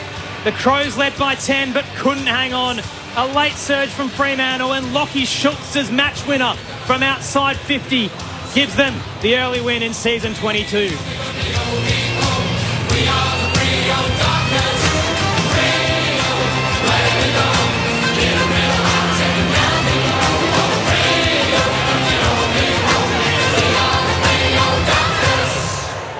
Check your pulse after that one. Deflating for the home crowd, but an outstanding finish on Grandstand AFL. The goal scorers in that contest for the Crows, Rochelle had 5 on debut, 2 to Fogarty and Rowe, singles to Smith, Dawson and Thilthorpe. For the Dockers, 3 to the match winner Lockie Schultz, 2 to Rory Lobb, singles to Clark, Tucker, Frederick, Tracy, Switkowski and Banfield. Very shortly, we're going to take you to Perth Stadium, West Coast up against the Gold Coast there to finish round 1 of the 2022 AFL season. But Rod Jamieson, Scott Camperella, you've got to let us know what you're thinking after that. Well, we saw the game just shift with momentum, really, wasn't it? I mean, Fremantle, to be fair, they dominated the first half. Adelaide weren't playing well at all, and I thought Freo's midfield got on top. They were really dominant through the middle of the ground. They run and carry. Adelaide couldn't put any pressure on them, and they scored too easy out of their back half. Then Adelaide just flicked the switch. We said they needed to go a bit quicker with their ball movement. They certainly did that. They dominated that third quarter, kicking 6 goals to Freo's 4 points. So they got the game back on their terms, and then it was an arm wrestle that last quarter. And you know, we said it, composure late in the games. Your good players, you know, fatigue sets in. This is why, you know, the good players are the good players, because they step up in those situations. They take control. Now, Riley's a young player, understandable, but it was a good finish by Schultz. But, you know, to Fremantle's credit, they hung in there as well. I mean, they looked like they were out in their feet at three-quarter time, to be fair. So, but, you know, I thought Brayshaw was outstanding. I thought Ben Keys was outstanding as well. I thought his second half was unbelievable, really, to get his work rate and effort, and obviously young Rochelle in a debut game, 5 goals. Really nice afternoon. David Mundy in his 355th game out just continues to get hold of the football. 23 disposals and 6 score involvements, but they had so many players that continued to ride. The third quarter, they were blown away. Adelaide got back into it, and you get down to polish and you get down to composure, and you can highlight the Riley Thilthorpe kick. You talk about execution that didn't happen, but James Rowe misses a sitter. Josh Rochelle misses 1. Riley Thilthorpe misses 1. In that last quarter, there was 3. Conversely, Josh Tracy missed an easy one, as did Caleb Sarong. So the game was always sort of in the balance, and 3 to 4 goals is never a big enough margin to defend. And you called it partway through that quarter. Adelaide has still got to win this game. They cannot defend it.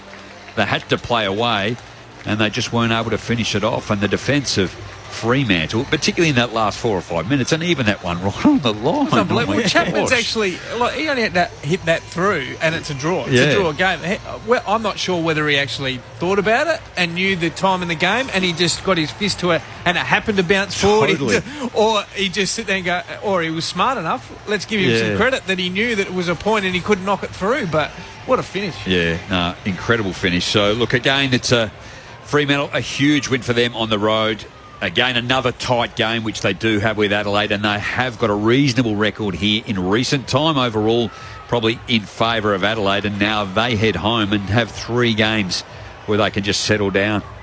The good news about season 2022 is we're allowed back in the rooms, hopefully. Fingers crossed. Josh Money's on his way down. Fremantle just celebrating with the away fans here at the Adelaide Oval. So we'll try and bring you the song. We'll try and get an interview. We've got plenty of time to work with before we head out west for the Eagles and the Suns. Crows fans just gathering around their race and have given them a kind of standing ovation on the way off. I think they were pleased with that second half effort, obviously, but consistency is going to be the key this season. It's still a young group, and that first half was pretty abysmal, to be honest. If they'd started better, we would have had a different story. Well, they had 30 inside 50s in the second half, Adelaide. Yeah. They had 18 in the first half. That gives yourself an opportunity. And you saw, once it got in there, if you've got talent, Fogarty's talented, Phil Thorpe's talented, and you see young Michelle, I mean, on debut, he's not going to kick 5 every week, but what he does, he's dangerous. So give these guys opportunity. It's like supply and demand, Jamo. So get it in there. And I thought that they did attack Fremantle after half-time. They used their run. They were a bit cleaner. You saw them shift the ball and they went forward, not sideways, which we saw Wayne Miller return that one over just before half-time. Yeah, they had control of the possession, but you're not asking the opposition any questions defensively. Are you willing to knuckle down and actually run and defend us? They just sit there and just shift back and forth and let you just own the ball. The text line, if you'd like to get in touch with us across the post-game today, 0437 774 774. Dave says, this was an earlier text, by the way. He was wondering, what else do the Crows have? Can they switch gears and get in front of the home fans? And they did, so hope you're happy about that one, Dave. Bill sent us a text after the siren saying, poor decisions in the last 5 minutes cost the Crows the game. Both Adelaide teams haven't learnt much in the off-season. A reference to Port Adelaide last night. I thought the Power were quite good last night. Injuries, heavily contested game, but they actually won contested possession, which has been an issue for them at the Gabba. It just luck didn't really go their way, I think, last night for the Power, but we'll try and stick to the game here. Yeah, look, significant injury, last night they're going to contend with that. But look, again, it's you've got a quality opposition that are going to try and stop you as well as win. Let's head down into the Dockers rooms. 1 point winners at the Adelaide Oval. Josh Money standing by. A buoyant Dockers group has just arrived in the room and they're going to sing pretty much straight away. They're pretty fired up. Let's have a listen.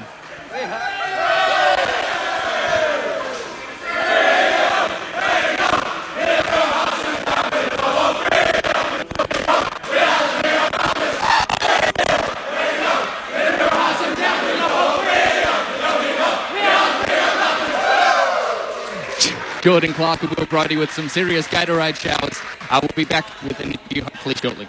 Still a couple of kinks to work out as we return to the rooms for season 2022, but great to hear the voices of the Fremantle faithful. A massive win for them on the road. This is the year that they believe they can play finals. They did it today without Fife, without Sean Darcy, without Matt Taberner, and they've got a good couple of games to come. St Kilda next weekend. The Derby after that. Derby? The West. Derby? The Derby for there. I know where you're from. And the Giants after that. So Fremantle will be very bullish about their chances this season. Well, I mean, they have. They've improved over the last couple of years. 7 wins. It was a condensed season with only the 18 games. And then last year they improved and won 10. You know, if they can...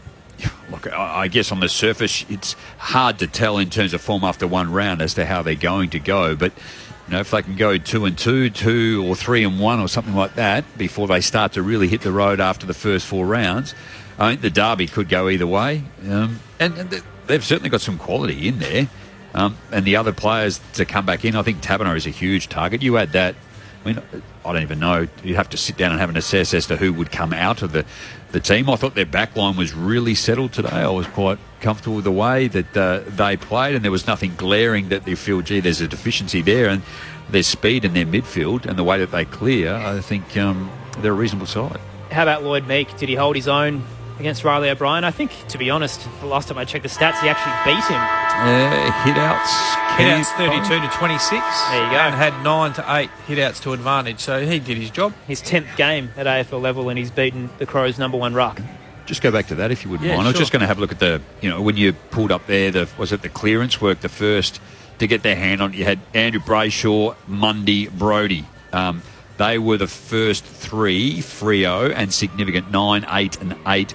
Rory Sloane and then Caleb Sarong. So, their ability to win the football in close and get their hands on it first, that's an area Adelaide have to work on. On the text line, Mark's wondering what the crowd figure was for today. Champion Data hasn't released it just yet, but last time I spoke to the Crows, they were expecting 35,000, and I reckon we got around that today. Yeah. The middle tier was pretty empty, but lower tier, Hill, and most of the top looked pretty full. I think on the eastern side you're referring to, and it's always a tough one because it's right in the line of the sun, and it's been pretty warm here too. So you sit over in those seats, you're not going to be eating any ice blocks because you're probably going to get 2 mouthfuls out of it before it's melted in your lap. And you'd need to have zinc on that head of yours and a hat. Sombrero. Just a reminder, coming up shortly, we're headed out west. The Eagles up against the Suns at Perth Stadium with Clint Wilden, Ben Cameron, Shane Woden and Sharad Wellingham. Earlier today, Hawthorn defeating North Melbourne. Sam Mitchell's first game as senior coach was a 20-point victory. Jack Gunston, Mitch Lewis kicking 3 each. Tom Mitchell had 29 touches. North looked good in the middle. Jai Simpkin had plenty of touches, but wasn't really enough for them to get over the line against the Hawks. Just listening to it, I think, the Kangas started pretty well, didn't they? And then the Hawks sort of worked their way back into it. I picked Kangaroos, and I think too, Michael Voss, congrats to him on his first win as senior coach also, and it was really methodical. As a past player, you would have been reasonably impressed too. I thought they played unbelievable. They played very well. I thought it was really easy to see what Michael Voss is trying to get Carlton to do. Well, we covered it yesterday on Grandstand. It makes a difference. You throw Chera, who's a top draft pick, top 10 draft pick, and George Hewitt into that midfield. It just allowed Cripps a little bit more freedom through there, and they've still got Sam Walsh to come back through that midfield. I just thought they looked so much better through the midfield. They weren't so reliant on 1 or 2 guys, which we've seen. And I guess, we can talk about Port, but I thought Port's midfield handled it really well last night, where they've been critical, and that's been their focus area. But you need depth through that part of the ground. There's no question about that. And you saw with Melbourne last year, they've got depth through the midfield, and hence why they get the job done on grand final day. On the text line, I think Al is trying to give the Dockers a pump up. I'm trying to read the tone of the message, but he says, 2 stats for you. Kicking for goal, 11 goals, 17, which was what the Dockers kicked this afternoon, and says from the last 8 free kicks, 4 went each way, and Fremantle was still able to get back in the game. So I think maybe what he's trying to say there is inaccuracy could have meant that Fremantle could have been even better today. Yeah. Free kicks were 32 Adelaide, 16 Freo. Double. Wow. I didn't get a sense of that. Did you get a sense of that throughout the day? Not really. It felt like the Dockers were the first to the footy at most times in the middle. That's a huge discrepancy, isn't it, in terms of frees? Adelaide, 10 high contact, so you think of some of those, and holding the ball 7 and holding the man. So they've essentially 25 were holding free kicks. Doesn't matter though. Everyone gets caught up in that. If they're there, they're there. They pay them. If they're not, they're not. So, that's a bit of pill to swallow for Adelaide, no question with that. And everyone will highlight, and this is an unfortunate thing about our game, we'll highlight Riley's turnover because that cost them the game. But if it was me, I wouldn't even be covering that off. Right option, poor execution, a little bit of fatigue. Yeah. Don't worry about it, young man. Move on. That's it. I'd be looking at what happened in the first half that got themselves into that position. Totally. That's what I'd be reviewing. I think the challenge with Riley too is he is a mentally not fragile, but he's only a young kid, and you can just see you want to see him get up at the football, and he probably struggled a fair bit with that last year, and he did a bit of bottering rather than go at the footy. As soon as he did that kick, he put his hands to his head, covered his eyes, and sort of walked off maybe just sort of got after it a bit more. I don't know. It just moved that quickly. But we've all been there. And in those situations, you really just want the ground just to open up and you can just slide in there and exit the car park and go on your merry way. We've all been there. Don't worry about that. And a little bit hard to do when you're 202 centimetres and 100 kilos. Just on that, though, in terms of if he's a confidence player, do you reckon they should get him up? I know Riley O'Brien's an endurance animal, and get him up in the game a little bit more. Do you think there's he only touched the ball the first time about 3/4 away through that second quarter? Now that's if he is what you're saying, Jamo, in terms of confidence and getting, and forward's a bit of a death seat, that last line. If you're not getting supply and it's not coming in, like particularly what happened in the first half there, do they just try and get him? You're not going to. I don't think you're going to lose a lot in terms of ruck work and effort and those sort of things, but you just get him into the game a bit more. Yeah, it's a good point. I know in the Port Adelaide trial he only had about 10 or 13 disposals, but he had 7 or 8 tackles. So defensively he was really good. So when I assessed his whole game, I thought that actually wasn't too bad. But I just felt today he got out-bodied again. He needs a bit of space to get up at it. And again, Adelaide didn't go all that well into their forward 50. Freo's defence were good. They had the time to be able to do that and to be able to have someone come off or just get under the football. But where's Elliot Himmelberg at, Jamo? Yeah, you sort of see his class, I think, with, in a short or a small area. He can assess it pretty quickly, but he needs to continue to get to the contest, doesn't he, too? 6 possessions doesn't impact the scoreboard. Only the one tackle, inside forward 50, and only the one mark for the day. So, he's got to be doing more, in my opinion. He needs to be going to another level. We talk about Fogarty a fair bit, but, if he's going to be, taking the game to his next level, he needs to have much more influence as well. So the stats in the end don't all look bad. I'm not saying bad from an Adelaide or Fremantle perspective, but they've sort of they've levelled out because the first half was won so well by Fremantle, and then Adelaide had a really big third quarter, and then Fremantle probably got the better of Adelaide as the quarter went on. Then so a lot of the stats are a lot closer than maybe what the game certainly looked like in the first half, particularly. Score updates around the country. In the NRL, the Knights defeated the West Tigers 26-4. Half-time between the Bulldogs and the Broncos locked at 4 apiece. And Melbourne Victory will play Sydney FC in the A-League Women's Final. A 3-1 victory over Melbourne City. Here at the Adelaide Oval, though, Fremantle defeated Adelaide by a point, 11-17-83 to 12-10-82. Let's head down for some reaction with Josh Money. We've had a few technical difficulties down in the room, but today's been all about adversity. I think that's been true for you boys this week. Andrew Brayshaw, what a fantastic victory done without some key personnel. How did you see that game unfolding? First half was really solid. I'm really happy with how we played. We probably could have been up by a few more goals if we had executed. Challenged really hard in the third quarter and probably let it slip, but we knew that we trained really hard and we practiced for moments like this and came back in the last, and Heath Chapman's spoil was something else. Talk us about that momentum shift at half-time, because like you said, you were on top and then it was a real Crows surge. What happened from your point of view, and then secondly, how did you turn that around in the final? Yeah, I think it was won and lost in the contest, so we came out and they just wanted it more around the ball. They were hitting in harder. We were second to it. And they were driving their legs, coming out the front and scoring heavily off that. Like I said before, we knew we'd done the work. We'd had a huge pre-season. We knew our legs would be good in the last quarter. Just had to stay around the contest and hit in harder, which we did, I think, in the last quarter. Your jumper is absolutely drenched. There were pretty hot conditions out there. How tough was it for the players? Both hot temperature-wise, and the contest was bloody hot as well. So, we practice in all pre-season in this sort of heat. It started to cool down a little bit in WA, so it was a bit of a challenge. But we prepped for that mentally. There are a lot of boys that are hot and sweaty now. I'll throw you up to the box.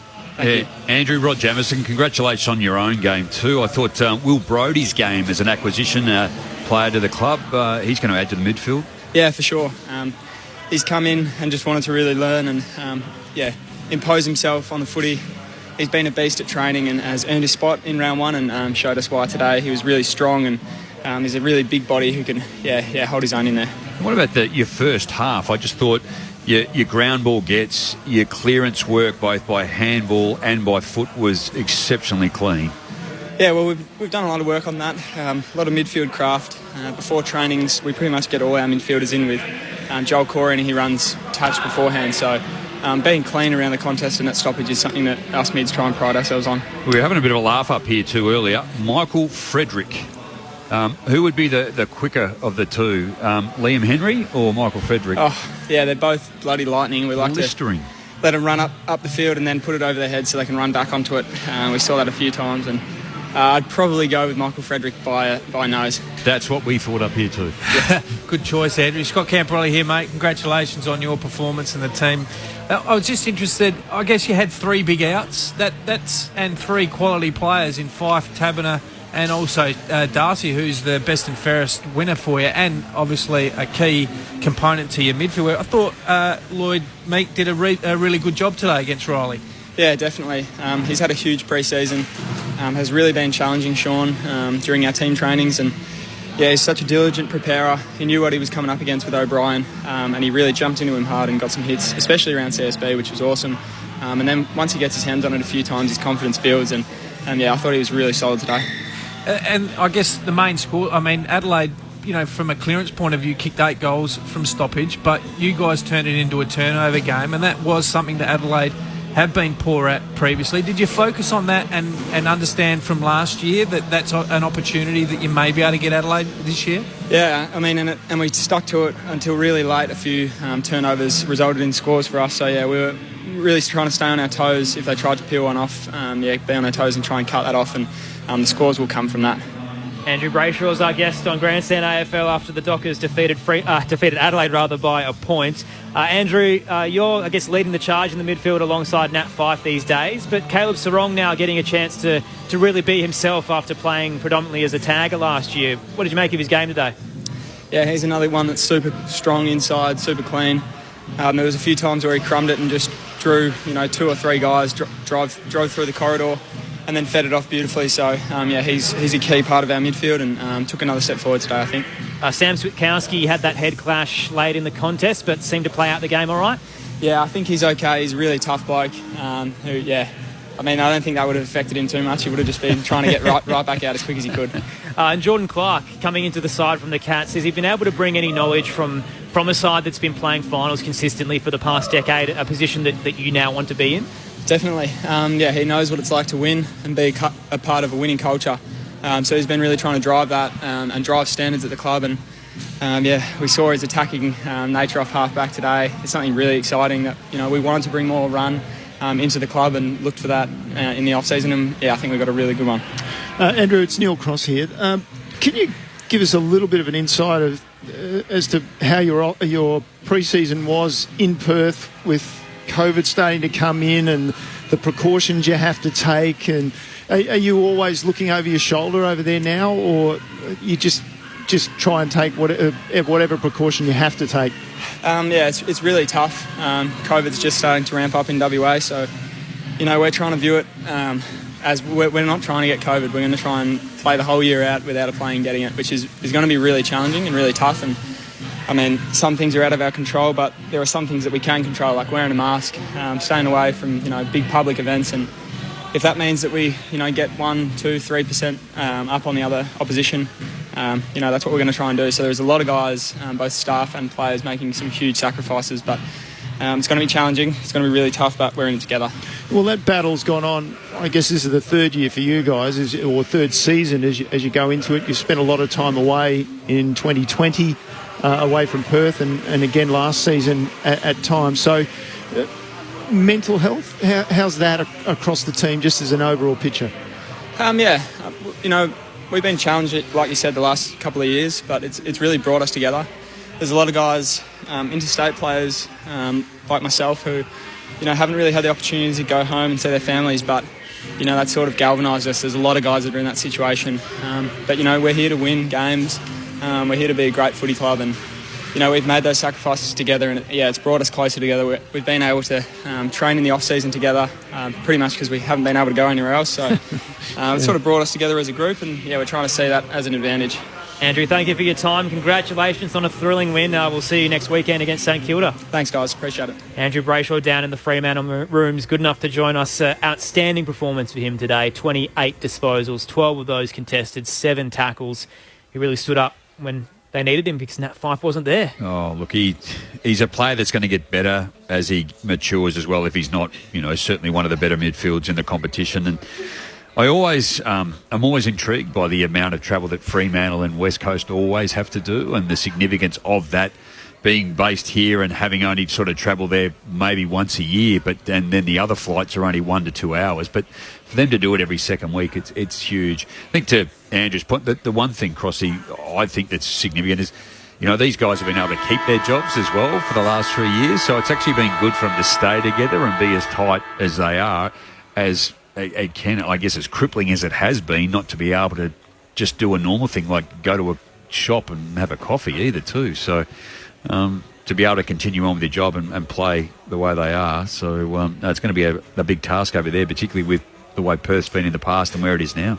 Can you imagine, I mean, there is a figure, somebody will have it, of how many Ks David Mundy has done travelling from Perth to all the games. The Matthew Pavlich one is outstanding. I can't remember off the top of my head. But David Mundy must be up there surely by now. Yeah.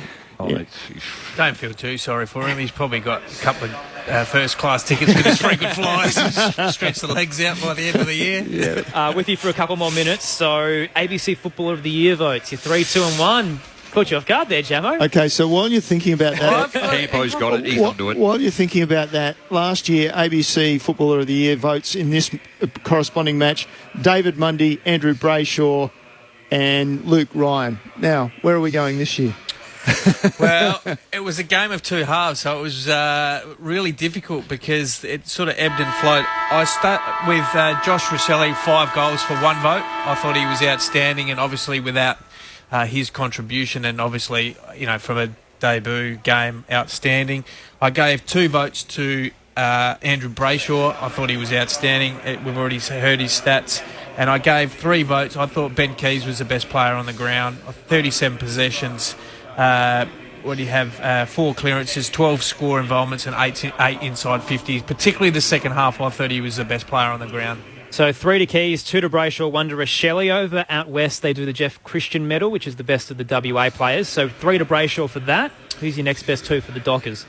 I'll let Jamo do that. Okay, I'll quickly go with... I thought Jordan Clark. I thought he was outstanding at half-pack, 20 possessions and had 716 metres gained. Happy with that, Jamo? Yeah. Clark for 2? Yep. Give us a 1. Swikowski, there you go. I thought his game wasn't too bad, actually, and the amount of distance that he covered, the uncontested, the tackling, 6 tackles, 5 score involvements, 2 inside 50s, so... and obviously a fairly heavy head clash, which Andrew Brayshaw thinks he's up for it. So 3 to Keys, 2 to Brayshaw, 1 to Rosselli in the ABC Footballer of the Year. Jeff Christian, 3 to Brayshaw, 2 to Clark, 1 to Swikowski. Thank you so much for your company from the Adelaide Oval this afternoon. What a thriller we had in the end. Fremantle dominating the first half. They led by 17 at quarter time, 25 at half time. The Crows went on a 6-goal run in the third quarter to lead by 10 at the final break. And ultimately, they lost by a point. Got so close in the end, but Fremantle kicked the last 2 after trailing by 13. And Lockie Schultz with his third from outside 50 off the Riley Thilthorpe turnover was enough to seal the victory. Well done to Josh Rosselli on debut. 5 for the pick 6 from last year. Lockie Schultz kicked 3. He was the best for the Dockers from their goal-kicking aspect. Earlier today, Hawthorn defeating North Melbourne by 20 points as well. Jack Gunston, Mitch Lewis kicking 3 apiece. Tom Mitchell with 29 touches. But coming up next, West Coast and Gold Coast at Perth Stadium. Clint Wilden, Ben Cameron, Shane Woden, Sharad Wellingham, Bridget Lacey to take you through the call. The best set of dulcet tones to help us get past what was that hectic finish. I just need to sit back and listen to the footy out west. Enjoy the call between West Coast and Gold Coast. Thank you again for your company on ABC Radio and Sport Digital. Stay with us for the conclusion to round 1 with Clint Wilden and Ben Cameron coming up very shortly. And don't forget the lead on Saturdays coming out of Melbourne. Here's the highlights from the thriller at Adelaide Oval. Clark running through the corridor. He goes long, inside half forward with a kick from behind Walters. Comes to ground. Smith with a little fumble. It's fallen the wrong way for the Crows to Schultz with the snap from 40. It's gone through. Brayshaw runs through the square and heads into the 50. Frederick lost McPherson. Can gather in the left forward pocket. Has a fumble. Half volleys it though off the ground and puts it through. Michael Frederick, an early contender for goal of the year. Right down the line. Ball goes again. Off hands, Clark picks it up for the Dockers to Brayshaw forward. Clark follows up, receives from Banfield. One bounce inside forward, 50, pursued by Dawson. Oh, well done. But he completes the goal. Lovely finish, gives it to the crowd. Waltz is in the tackle. Ball comes out though to Fremantle's advantage. Brody gives it to Meek. Then Henry heads to the top of the goal square. 2-on-1 for Fremantle. And Lobb can take it, hand it over the top. And Schultz can waltz in and kick his second of the afternoon. Keys, high to half forward. Ball knocked away from Rowe. Coming through, Saligo just knocked it to roll off the left foot into the pocket. And Rochelle has the ball on his chest. Picked 6 in the draft last year. Kicks his second. Oh, magnificent. Keys, he sends it back in where it came from. Scholl will take it. 48 out, still a tight angle. Hands it off. He's got Dawson on the outside. Puts it on his trusty left. Runs in. Bangs it long. Jordan Dawson. His first goal as an Adelaide Crow. Saligo takes it off the ruck contest. Sends it high to the goal area. Off hands. Rochelle Rose. And he's got a goal. 3 on the boot for Rochelle. And Adelaide have really come hard. It's a 1-point game. Did enough to get it to Brown. Then Smith bangs it into the 50. Who else? Josh Rochelle takes it on the chest. 45 out. 45-degree angle to the right. Runs in for number 5. All class from Josh Rochelle. An absolutely outstanding debut. Commentators curse, he's turned it over. Bob gives it off to Schultz at centre half forward. From 55 he goes long. Lockie Schultz, the hero for Fremantle, has put them back in front with his third. Cox hands it over the top to Lobb. Caught in a tackle but got it to Chapman. Clears defensive 50. Fremantle win. They hang on in a thriller at the Adelaide Oval. Adelaide came and came and came, but the Dockers, Fremantle, by a point. G'day Australia, it's Anthony from The Wiggles. Fresh from our hottest 100 win, we have a new album, Re-Wiggles. With classic Wiggles songs reimagined by top Aussie artists like Spacey Jane, The Chats and San Cisco. Plus, The Wiggles cover hit songs from AC/DC to Rihanna and more. Re-Wiggles, out now on ABC Music, on CD, vinyl, to download or to stream.